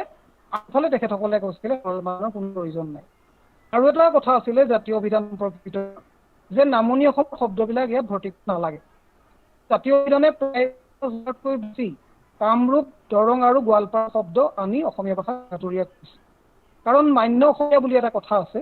এই মান্য অসমীয়া যিটো মান্য অসমীয়া ভাষা ইয়াৰ গুৱে পুৱে তললৈ বা ইয়াৰ সৰ্বনাম হ'ব, য'ত ইমান হাজাৰ হাজাৰ কামৰূপৰ শব্দ অন্তৰ্ভুক্ত কৰে। এটা দুটা কথা নাই, কিন্তু গোটেই গোৱালপাৰাৰ সকলো মানুহ পোৱা শব্দবিলাক আনিব লাগে। এই বিষয়েও বিতৰ্ক আগবঢ়াইছিলে। মই আগত কোৱা ডক্টৰ নগেন শইকীয়া, ডক্টৰ ৰাজেন শইকীয়া তেখেতসকলে, সুমন্ত চলিহা তেখেতসকলে, আৰু যিসকলে ভাবে যে কামৰূপ, দৰং আৰু গোৱালপাৰাৰ শব্দ অসমীয়া ভাষাৰ উজনিও কেতবোৰ স্থানীয় ৰূপ আছে। মৰাণসকলে কোৱা অসমীয়া ভাষাৰ নিজস্ব ঠাঁচ আছে, সোণোৱাল কছাৰীৰ অসমীয়া ভাষাৰ নিজস্ব ঠাঁচ আছে, কৈবৰ্তসকলৰ অসমীয়াৰ নিজস্ব শব্দাৱলী আছে, অসমীয়া মুছলিমসকলৰ নিজস্ব ঠাঁচ আছে, বহু বৈচিত্ৰ্য আছে। সেই প্ৰত্যেকটো শব্দ মান্য অসমীয়া হওক নহওক কোনো কথা নাই। শদিয়াৰ পৰা ধুবুৰীলৈ প্ৰত্যেকটো অসমীয়া শব্দ সোমাব লাগে বুলি ভাষাচাৰ্য গোস্বামীৰ নেতৃত্বাধীন এদল ভাষাতাত্ত্বিকে কৈছিলে। এইখিনি ইয়াত অন্তৰ্ভুক্ত কৰা হৈছে। ঠিক তেনেকৈ জনজাতীয় ভাষাবিলাকৰ পৰা শব্দ আহিব লাগে জানো? আহিব নালাগে, আহিলেও একেবাৰে কমাই কেইটামানহে আহিব লাগে বুলি প্ৰথম দলে কৈছে। কিন্তু দ্বিতীয় দলে কৈছিলে, মই নিজেও তেনেকৈ ভাবোঁ, যে অসম জনজাতিসকলৰ বহুত শব্দ আহিব লাগে। ঐনিয়ম আহিব লাগে, কাৰ্পুন পুলি যেনেকৈ আহিব লাগে, কাৰেং কাটাং যেনেকৈ আহিব লাগে, তেনেকৈ দনিকলো আহিব লাগে, আহিব লাগে, নগিনা আহিব লাগে, যেনেকৈ মিচিংসকলৰ, বড়োসকলৰ বাগৰুম্বা যেনেকৈ আহিব লাগে, বাথৌ যেনেকৈ আহিব লাগে, তেনেকৈ আদিবাসীসকলৰ চহৰাই পৰৱ, টুচু পৰৱ যেনেকৈ আহিব লাগে, তেওঁলোকৰ ঝুমুৰ যেনেকৈ আহিব লাগে, কাঠিনা যেনেকৈ আহিব লাগে, টাই আহোম মেথিও যেনেকৈ আহিব লাগে, উমফা পূজাও আহিব লাগে, ৰিক্ষং মুংখং আহিব লাগে, পুলি কোঠাও আহিব লাগে, নিচাদেও আহিব লাগে, তেখেতসকলৰ খুপ্তাঙো আহিব লাগে, ৰংবৈও আহিব লাগে, তেখেতসকলৰ চকলঙো আহিব লাগে। এনেকৈ অসমীয়া মুছলিমসকলো আমি আম্মাজান আব্বাজান বুলি ক'লে কোনে নাজানো, আমি নিকাহ নামাটো কোনে নাজানো, আমি আবাদত খানা কোনে বুজি নাপাওঁ, আমি 5 ওয়াক্ত নামাজ কোনে বুজি নাপাওঁ। এনেকৈ অসমত প্ৰত্যেকটো জাতি জনগোষ্ঠীৰ যিবোৰ শব্দ অন্যান্য জনগোষ্ঠীয়ে জানে বা জানিব লাগে, এই শব্দবোৰ বিনা দ্বিধাই অসমীয়া অভিধানত অন্তৰ্ভুক্ত কৰিব লাগে বুলি ভাবোঁ। তেখেতসকলৰ দেৱ দেৱীসকলৰ নাম থাকিব লাগে, তেখেতসকলৰ বিখ্যাত ব্যক্তিসকলৰ অন্তৰ্ভুক্ত কৰিব লাগে। যি নালাগিলে এইটো এটা মত কৰিব লাগে, কৰিব নালাগে বুলিও একমত আছে। ইয়াত এটা প্ৰচণ্ড বিতৰ্ক হ'ল, আৰু এই বিতৰ্ক 2010 চনটো অসমৰ বৌদ্ধিক আকাশ ধুঁৱলি কৰিছিলে।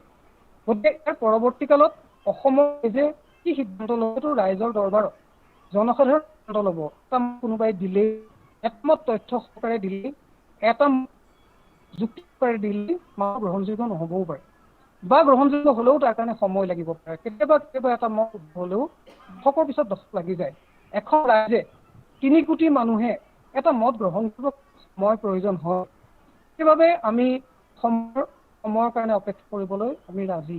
আমি কোনো খৰতকীয়াকৈ এটা ভাষাৰ, এটা জাতিৰ সমগ্ৰ ইতিহাস আমি নিৰ্মাণ কৰিব নোৱাৰোঁ, পুনৰ্নিৰ্মাণ কৰিব নোৱাৰোঁ, বা তাত কিবা এটা কথা প্ৰতিষ্ঠা কৰিব নোৱাৰোঁ।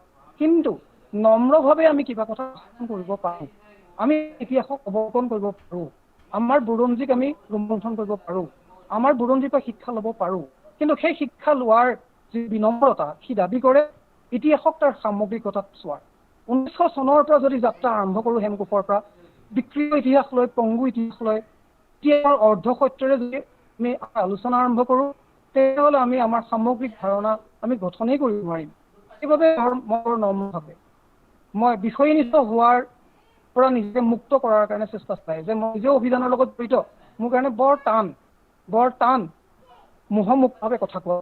কিন্তু তথাপিও নম্ৰভাৱে চেষ্টাটো কৰিলোঁ যে সত্যক আপোনালোকৰ সন্মুখত উপস্থাপন কৰাৰ তথ্যৰে সৈতে, আৰু তাৰ যদি অতিৰঞ্জন হৈ থাকে, তাত যদি পক্ষপাতিত্ব থাকে, আপোনালোক ইমান জ্ঞানী মানুহ, আপোনালোক সকলো বিচক্ষণ মানুহ, সকলোৱে অনুসন্ধিৎসু মানুহ, আপোনালোক সকলোৱে বিশ্লেষণ কৰিবৰ কাৰণে সক্ষম মানুহ, মই কোৱা কথাকে আপোনালোকে কিয় গ্ৰহণ কৰিব?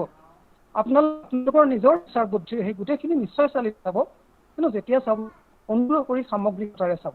অনুগ্ৰহ কৰি 300 ইতিহাসক এটাও অধ্যায়, এখিলাও পাত, এটাও আখৰ, মই কওঁ যে এটা ভাষাৰ কাৰণে এটা আখৰ হীৰা মণি মৰকতৰ সমান মূল্যৱান, কহিনুৰ হীৰাৰ সমান মূল্যৱান। আমাৰ সকলে, আমাৰ ককা আইতা সকলে, আমাৰ প্ৰমাতামহ সম্পৰ্কে, অকল ককাৰ কথা নকওঁ, মই আইতাৰ কথা কওঁ। মই ভাবোঁ যে মোৰ যুৱকাই যিমান শব্দ জানিছিলে, মোৰ আজু আইতাই তাতকৈ বেছি জানিছিলে। মহিলাসকলে বহুত বেছি নিভাঁজ শব্দ কয়। এই সামগ্ৰিকতাৰে, এই শদিয়াৰ পাৰিলে এটা জাতিয়ে কমেও 1000 বছৰ কৈ থকা আৰু লিখিতকৈ মই কৈ থকাত গুৰুত্ব দিছোঁ। লিখি থকাবিলাকতো আহি যাব, কৈ থকাবিলাক কোনে সংগ্ৰহ কৰিব? বিনামৰ পৰা, জিকিৰৰ পৰা, ঐনিতমৰ পৰা, ঝুমুৰৰ পৰা কোনে সংগ্ৰহ কৰিব? প্ৰত্যুদ্ধ কোনে কৰিব? লিপিবদ্ধ কোনে কৰিব? কোনে এটা প্ৰণালীবদ্ধ কৰিব? কোনে এটা অভিধানত স্থান দিব?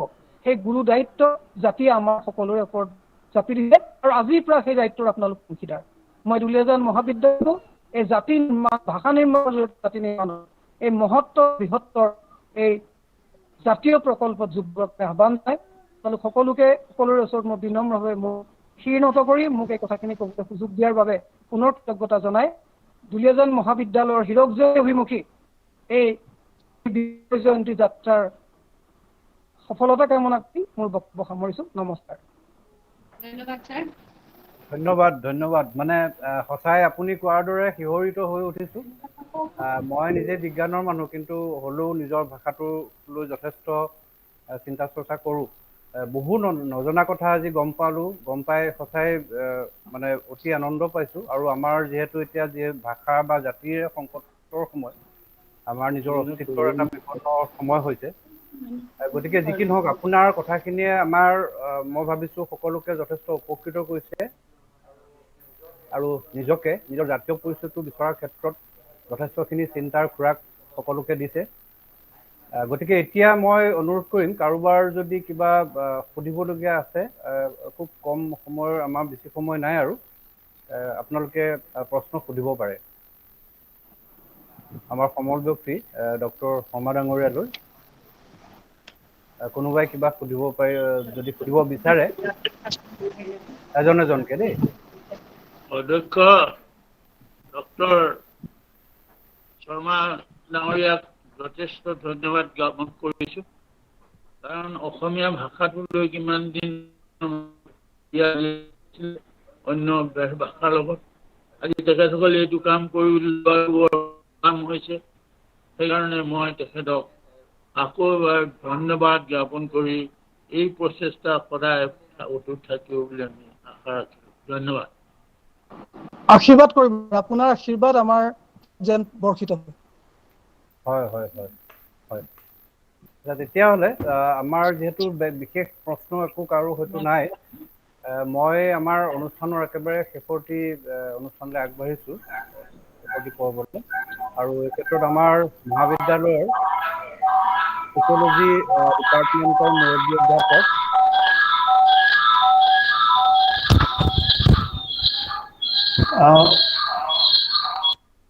আগবঢ়াবৰ কাৰণে মই এতিয়া ডক্টৰ হেমন্ত দাস ডাঙৰীয়াক শলাগৰ শৰাই আগবঢ়াবৰ কাৰণে অনুৰোধ কৰিছোঁ।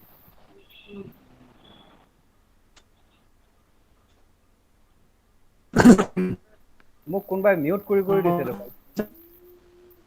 হেল্ল', আমি অনুষ্ঠানৰ একেবাৰে শেষৰটি কাৰ্যসূচীলৈ আহিছোঁ। এতিয়া আমাৰ ছচিয়লজি সমাজ বিজ্ঞান বিভাগৰ মুৰব্বী অধ্যাপক ডক্টৰ হেমন্ত দাসক আগৰ শৰাই আগবঢ়াবলৈ অনুৰোধ কৰিছোঁ। হেল্ল'।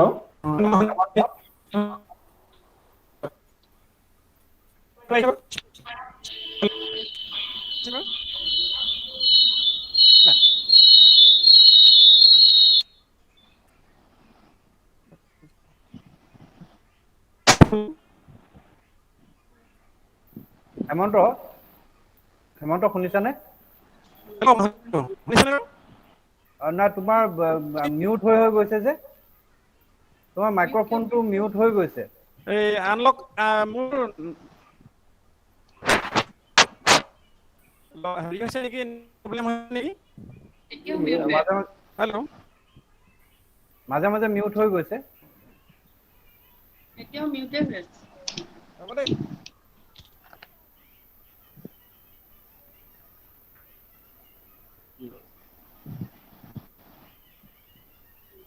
ছাৰৰ হেডফোনডাল প্ৰব্লেম হৈছে, হেডফোনডাল এৰুৱাই দিলে হ'ব।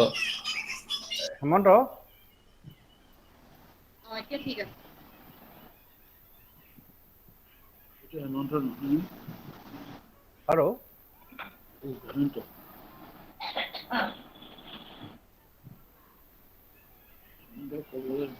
আমাৰ অকণমান মানে কিবা কাৰিকৰী বিজুতি ঘটিছে শেষত অনুষ্ঠান, তথাপিতো হেমন্ত দাসলৈ অকণমান ফোন এটা কৰি দিবা নেকি? ফোনতে লগ ইন কৰক, লেপটপত কৰি আছে। বাহিৰত যাওঁ নেকি? আকৌ কিছু বুলি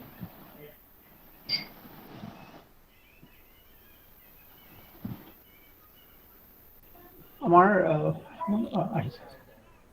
হেমন্ত শুনিছা এতিয়া? হেল্ল' শুনিছোঁ শুনিছা? তুমি শুনিছোঁ আগবাঢ়া। শুনিছোঁ হয় তুমি আগবাঢ়া। মোৰ মানে হেৰিটো লছ হৈ গৈছে, এই নেটৱৰ্কটো কানেকশ্যনটো লছ হৈছিলে। হয় তুমি হয় আগবাঢ়া। ঠিক আছে।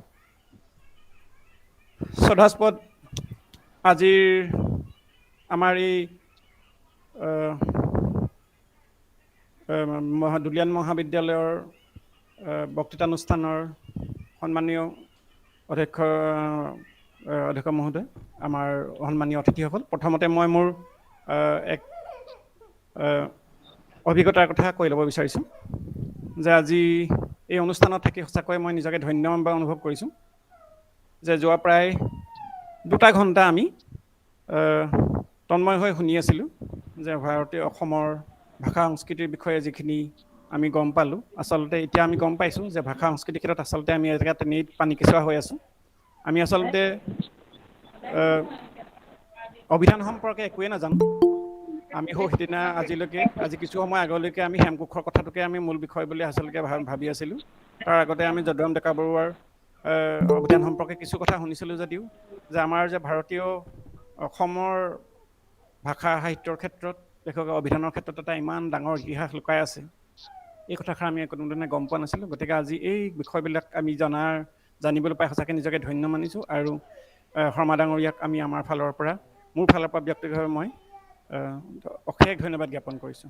আৰু ইয়াৰ পিছত মই আজিৰ মোৰ এই শলাগৰ শৰাই বা অনুষ্ঠানটো আগবঢ়াই নিবলৈ মনস্থ কৰিছোঁ।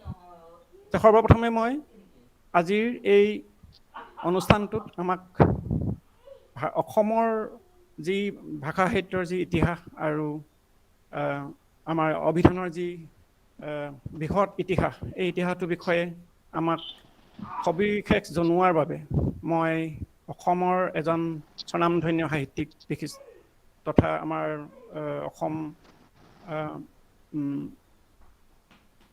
অভিধান পৰিষদৰ অধ্যক্ষ মহোদয় শৰ্মা ডাঙৰীয়ালৈ মোৰ ফালৰ পৰা আৰু আমাৰ সমগ্ৰ দুলীয়াজান মহাবিদ্যালয়ৰ পৰিয়ালৰ ফালৰ পৰা অশেষ ধন্যবাদ আৰু কৃতজ্ঞতা স্বীকাৰ কৰিছোঁ। তেখেতৰ যি কৰ্ম, সেই কৰ্মই অসমীয়া জাতিক এটা সুদৃঢ় আৰু সাহসী জাতিলৈ ৰূপান্তৰিত কৰিব বুলি মই দৃঢ় বিশ্বাস কৰিছোঁ। আৰু তেখেতৰ কৰ্মই অধিক আমাক অসমীয়া জাতিক অধিক আগলৈ আগুৱাই লৈ যাব, এই আশা কৰি মই তেখেতলৈ পুনৰ কৃতজ্ঞতা জ্ঞাপন কৰিলোঁ। দ্বিতীয়তে মই আমাৰ মহাবিদ্যালয়ৰ প্ৰতিষ্ঠাপক অধ্যক্ষ শ্ৰীযুত পূৰ্ণকান্ত হাজৰিকা ছাৰলৈ মই ধন্যবাদ জ্ঞাপন কৰিছোঁ। তেখেতৰ যথেষ্ট অসুখীয়া দেহাৰেও কিন্তু তথাপি আমাৰ মহাবিদ্যালয়ৰ পৰিয়ালৰ প্ৰতি থকা যি তেখেতৰ আন্তৰিকতা, সেই আন্তৰিকতাৰ বাবে আজি অত সময় 2 ঘণ্টা সময় তেখেতে আমাক সংগ দিছে। আৰু তাৰ বাবে মই তেখেতলৈ সুদীৰ্ঘ আয়ু কামনা কৰাৰ লগতে মই তেখেতলৈ কৃতজ্ঞতা জ্ঞাপন কৰিলোঁ। তৃতীয়তে মই আমাৰ মহাবিদ্যালয়ৰ সভাপতি মহোদয় আমাৰ পুলিন চন্দ্ৰ দিহিঙীয়া ছাৰলৈ মই কৃতজ্ঞতা জ্ঞাপন কৰিছোঁ। তেখেতেও 2 ঘণ্টা আমাৰ লগত একেলগে থাকি তেখেতে আমাক সাহস দিছে। গতিকে তেখেতলৈ মই আমাৰ ফালৰ পৰা কৃতজ্ঞতা জ্ঞাপন কৰিছোঁ। চতুৰ্থতে মই আমাৰ মহাবিদ্যালয়ৰ অধ্যক্ষ ডক্টৰ লোকজ্ঞা গগৈদেৱলৈ মই ধন্যবাদ জ্ঞাপন কৰিছোঁ। তেখেতে আজি এই অনুষ্ঠানটো সুচাৰুৰূপে পালন কৰিবৰ কাৰণে যথেষ্ট কষ্ট স্বীকাৰ কৰিছে। আজি কেইবাদিনো তেখেতে বিভিন্ন ধৰণৰ কাৰ্যসূচীৰে বিভিন্ন ধৰণৰ কলেজখনক আজি ইমান দিন পৰিত্যক্ত হৈ থকা কলেজখনক তেওঁ নতুন ৰূপ প্ৰদান কৰাৰ লগতে সকলো ধৰণৰ দিহা পৰামৰ্শ আৰু মানুহবিলাকক একেলগে একত্ৰিত কৰি যি ধৰণৰ এক কাৰ্যসূচী গ্ৰহণ কৰিলে সেয়া সঁচাই তাৰ বাবে আমি তেখেতক আমি ধন্যবাদ জ্ঞাপন কৰিব লাগিব। গতিকে তেখেতক মই আমাৰ কৃতজ্ঞতা জ্ঞাপন কৰিছোঁ। চতুৰ্থতে মই আমাৰ মহাবিদ্যালয়ৰ যিসকল অৱসৰপ্ৰাপ্ত শিক্ষক কৰ্মচাৰী আমাৰ শিক্ষাগুৰুসকল আছে তেখেতলোকেও আজি তেওঁলোকৰ নিজৰ নিজৰ যি ব্যস্ততা আছে সেই ব্যস্ততাক অতিক্ৰম কৰি আমাৰ আজিৰ এই কাৰ্যসূচীত তেওঁলোকে অংশগ্ৰহণ কৰিছে। গতিকে তেখেতলোকেও আমাক এই ধৰণৰ সাহস দিয়াৰ বাবে বা আমাক কৃতজ্ঞতা জ্ঞাপন কৰিছোঁ। ইয়াৰ পিছত মই কৃতজ্ঞতা জ্ঞাপন কৰিছোঁ আমাৰ মহাবিদ্যালয়ৰ আভ্যন্তৰীণ মান নিয়ন্ত্ৰণ বিভাগৰ দুইজন আমাৰ কৰ্মকৰ্তা। তেখেতলোকেও যথেষ্ট আজি কিছুদিনৰ পৰা এই অনুষ্ঠানটো সুচাৰুৰূপে পালন কৰিবৰ কাৰণে কষ্ট স্বীকাৰ কৰিছে আৰু তেখেতলোকক সেইকাৰণে তেখেতলোকৰ আজি কষ্টৰ যি কৃতজ্ঞতাৰে সম্পন্ন হৈছে তাৰ বাবে মই তেখেতলোকলৈ কৃতজ্ঞতা জ্ঞাপন কৰিছোঁ। চতুৰ্থতে মই আমাৰ মহাবিদ্যালয়ৰ সকলোবিলাক শিক্ষকসকললৈ মই মোৰ মহাবিদ্যালয়ৰ তৰফৰ পৰা কৃতজ্ঞতা জ্ঞাপন কৰিছোঁ। কাৰণ তেখেতলোকে আজি কেইবাদিনো ধৰি মহাবিদ্যালয়খনৰ চাফ চিকুণকে আদি কৰি সকলোবিলাক কাৰ্যসূচী সুচাৰুৰূপে পালন কৰিব পৰাকৈ সহায় সহযোগ কৰিলে মহাবিদ্যালয় কৰ্তৃপক্ষক। তাৰ বাবেও মই তেখেতলোকলৈ কৃতজ্ঞতা আৰু শলাগৰ শৰাই আগবঢ়াইছোঁ। ইয়াৰ উপৰিও বৰ্তমান আমাৰ এই অনুষ্ঠানত দুলীয়াজান মহাবিদ্যালয়ৰ ছাত্ৰ একতা সভা, দুলীয়াজান ছাত্ৰ সন্থা, সাংবাদিকসকল আৰু অন্যান্য বিশিষ্ট ব্যক্তিসকলো ইয়াত উপস্থিত আছে। তেখেতলোকলৈও মই আজিৰ এই অনুষ্ঠানত উপস্থিত থাকি আমাক সহায় সহযোগ আগবঢ়োৱাৰ বাবে ধন্যবাদ জ্ঞাপন আৰু কৃতজ্ঞতা জ্ঞাপন কৰিছোঁ। ইয়াৰ উপৰিও আমাৰ ছাত্ৰ ছাত্ৰীসকলেও আজি এই অনুষ্ঠানটো সম্পন্ন হোৱাৰ ক্ষেত্ৰত যথেষ্ট পৰিমাণে সহায় সহযোগ কৰিছিল। যোৱা ৩-৪ দিন তেওঁলোকে মহাবিদ্যালয়ৰ চাফ চিকুণকে আদি কৰি বিভিন্ন ক্ষেত্ৰত তেওঁলোকে সহায় সহযোগ কৰি আমাৰ এই কাৰ্যসূচী সুচাৰুৰূপে চলাই নিয়াৰ বাবে যথেষ্ট কষ্ট স্বীকাৰ কৰিছিল। তাৰ বাবে মই আমাৰ ছাত্ৰ ছাত্ৰীসকলক সকলোকে মই ধন্যবাদ জ্ঞাপন কৰিছোঁ। আৰু ইয়াৰ লগতে যদি মই কোনো পক্ষক যদি ধন্যবাদ জ্ঞাপন কৰাৰ পৰা যদি মই কেনেবাকৈ থাকি গৈছোঁ তাৰ বাবে মোক ক্ষমা প্ৰাৰ্থনা কৰি মোৰ আজিৰ এই কৃতজ্ঞতা জ্ঞাপন কাৰ্যসূচী ইয়াতে সামৰণি মাৰিছোঁ বুলি ঘোষণা কৰিছোঁ। ধন্যবাদ। ধন্যবাদ। আৰু শেষত ময়ো ডক্টৰ আমাৰ যি আজি সমল ব্যক্তি ডক্টৰ দেৱব্ৰত শৰ্মা ডাঙৰীয়ালৈ মোৰ ফালৰ পৰা অশেষ কৃতজ্ঞতা জনাইছোঁ। তেখেতৰ যি তথ্য সমৃদ্ধ আৰু আকৰ্ষণীয় যি আমাৰ বক্তৃতা তেখেতে আমাৰ বাবে আগবঢ়ালে, আমি সঁচাকৈ আপ্লুত হৈছোঁ। তেখেতে আমাৰ অসমীয়া ভাষাৰ যি অভিধান, সেই অভিধানৰ যে সঁচাকৈ ইমান এটা বৃহৎ ইতিহাস আছে আৰু ইমান আমি নজনা কথা মানে জানিবলৈ পালোঁ আজি। গতিকে তাৰ বাবে মই তেখেতক পুনৰবাৰ মোৰ ফালৰ পৰাও মই ধন্যবাদ জনাইছোঁ। ভৱিষ্যতেও তেখেতক এনেকুৱা ধৰণকে আমি লগ পাম বুলি আশা কৰিছোঁ। আৰু তেখেতৰ যি এই যাত্ৰা, তেখেতে যি অসমীয়া জাতীয় অভিধানৰ যোগেদি বা তেখেতে বিভিন্ন ধৰণৰ গ্ৰন্থ ৰচনা কৰি যেনেকুৱা ধৰণে অসমীয়া ভাষালৈ বা অসমীয়া জাতিটোলৈ অৱদান আগবঢ়াইছে, তেখেতে এই কাৰ্য আৰু সফলতাৰে আগবাঢ়ি গৈ থাকক, আমাৰ শুভেচ্ছা থাকিলে। আৰু আমি আমাৰ ফালৰ পৰা আমি সহযোগিতা যিমানখিনি পাৰোঁ আমি কৰিবলৈ চেষ্টা কৰিম। মই পুনৰবাৰ ডক্টৰ দেৱব্ৰত শৰ্মা ডাঙৰীয়ালৈ মোৰ আন্তৰিক কৃতজ্ঞতা আৰু ধন্যবাদ জ্ঞাপন কৰিছোঁ।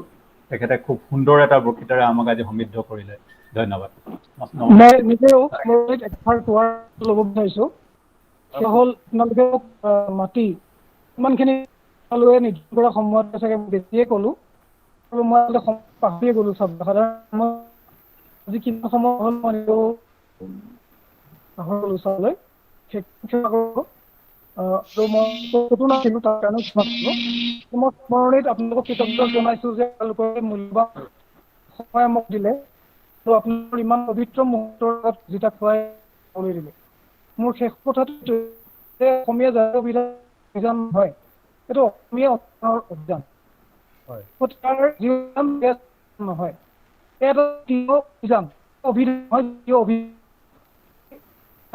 অনুষ্ঠানত আপোনালোকৰ সকলোৰে সুবিধা কামনা কৰি মই মোৰ পুনৰ কৃতজ্ঞতা প্ৰকাশ কৰিলোঁ। ধন্যবাদ, ভালে থাকক। ধন্যবাদ ধন্যবাদ।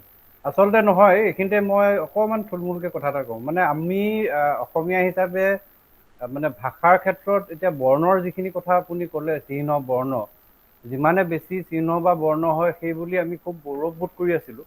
কিন্তু আজি আপোনাৰ কথাখিনিয়ে আকৌ পুনৰাই এটা কথা ভাবিবলৈ আমাক আচলতে মানে সোঁৱৰাই দিছে যে আচলতে সৰলীকৃত হোৱাটো আজিৰ যুগত খুবেই প্ৰয়োজনীয়। যিখিনি কথা ক'লে, আজিকালি দীৰ্ঘৰিকাৰ আৰু হ্ৰস্বইকাৰ লৈ পেলাই ছ'চিয়েল মিডিয়াত লিখিবলৈকে ভয় লাগে। সঁচাকৈ শিক্ষক হিচাপে কিমানখিনি ট্ৰল হ'বলগীয়া হয় আমি মানে বানান ভুল হৈছে বুলি। কিন্তু এই ক্ষেত্ৰত আপোনাৰ কথাখিনিয়ে সঁচাকৈ বৰ মনটো চুই গ'ল যে আমাৰ আচলতে এইবোৰ পিছত যিখিনি হ'ল আমি একেবাৰে অজ্ঞ এইবিলাকৰ বিষয়ে। আজিতো বহুখিনি কথা গম পাইছোঁ আৰু সৰলীকৃত কৰাৰ ক্ষেত্ৰত আপুনি যিখিনি কথা কৈছে সঁচাই বৰ মন চুই গৈছে। মই ভাবোঁ আমাৰ অসমীয়া বিভাগে এই ক্ষেত্ৰত অকণমান আলোচনা সত্ৰ হিচাপে হওক বা যেনেকেই নহওক ডক্টৰ শৰ্মাদেৱক সমল হিচাপে লৈ আমাৰ ছাত্ৰ ছাত্ৰীসকলে উঠি অহা প্ৰজন্মটোৱে জনাৰ যথেষ্ট প্ৰয়োজন আছে।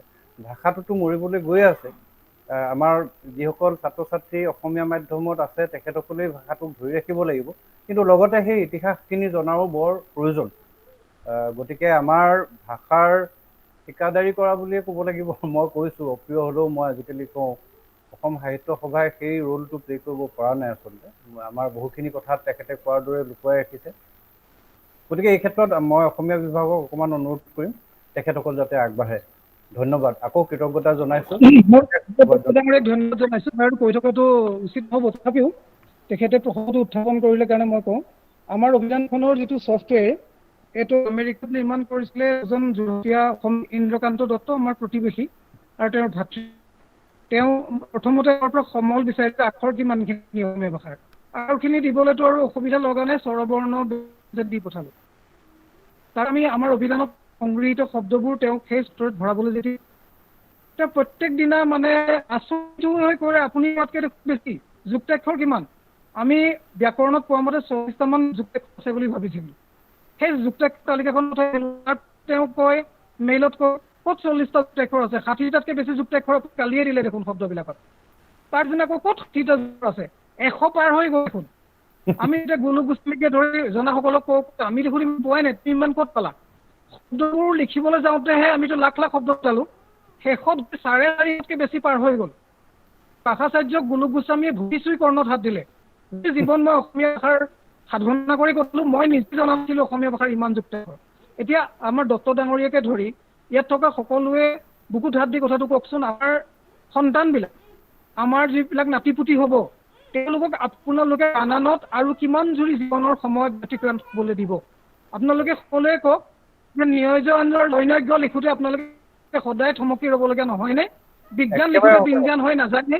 সূত্ৰলিপি লিখোঁতে শ্ৰুতি লিখোঁতে আপোনালোকে সুজুতি নাথাকে? মই কিন্তু মই অভিধানৰ ছাত্ৰ, সদায় মোৰ বানান লৈ পেলাই মই হলটো মুখত লৈ থাকিব লাগে। মই দুখন তিনিখন অভিধান সদায় মই বিমূৰত পৰোঁ। একেবাৰে সঁচা কথা, চৰকাৰী মানুহবিলাকে ভাষাটোৰ আগত কপিব লাগে। তেতিয়াহ'লে আমি যিখন কি বৰ্ড আছে আমাৰ 26টা আখৰেৰে গোটেই পৃথিৱীক যেতিয়া মই সকলো সম্পদ পাওঁ, তেতিয়া মই 700টা 4.5 যুক্তাক্ষৰে লিখাৰ মই মেহনতিটো কিয় কৰিব যাম? কিয় নতুন ল'ৰা ছোৱালীয়ে কৰিব? কিয় আমাৰ ভাষাৰ প্ৰতি আকৰ্ষিত হ'ব? এই কথাটো কিন্তু বৰ জোৰ ভবাৰ সময় আহি গৈছে। এইটোহে মই নোৱাৰে যাব বিচাৰিছিলোঁ। হয়, নিশ্চয় নিশ্চয়, সঁচাকৈ সঁচাকৈ বৰ গুৰুত্বপূৰ্ণ গুৰুত্বপূৰ্ণ কথা। হয় হয়, মই আকৌ কিন্তু আপোনাক লগ পোৱাৰ বৰ ইচ্ছা হৈছে।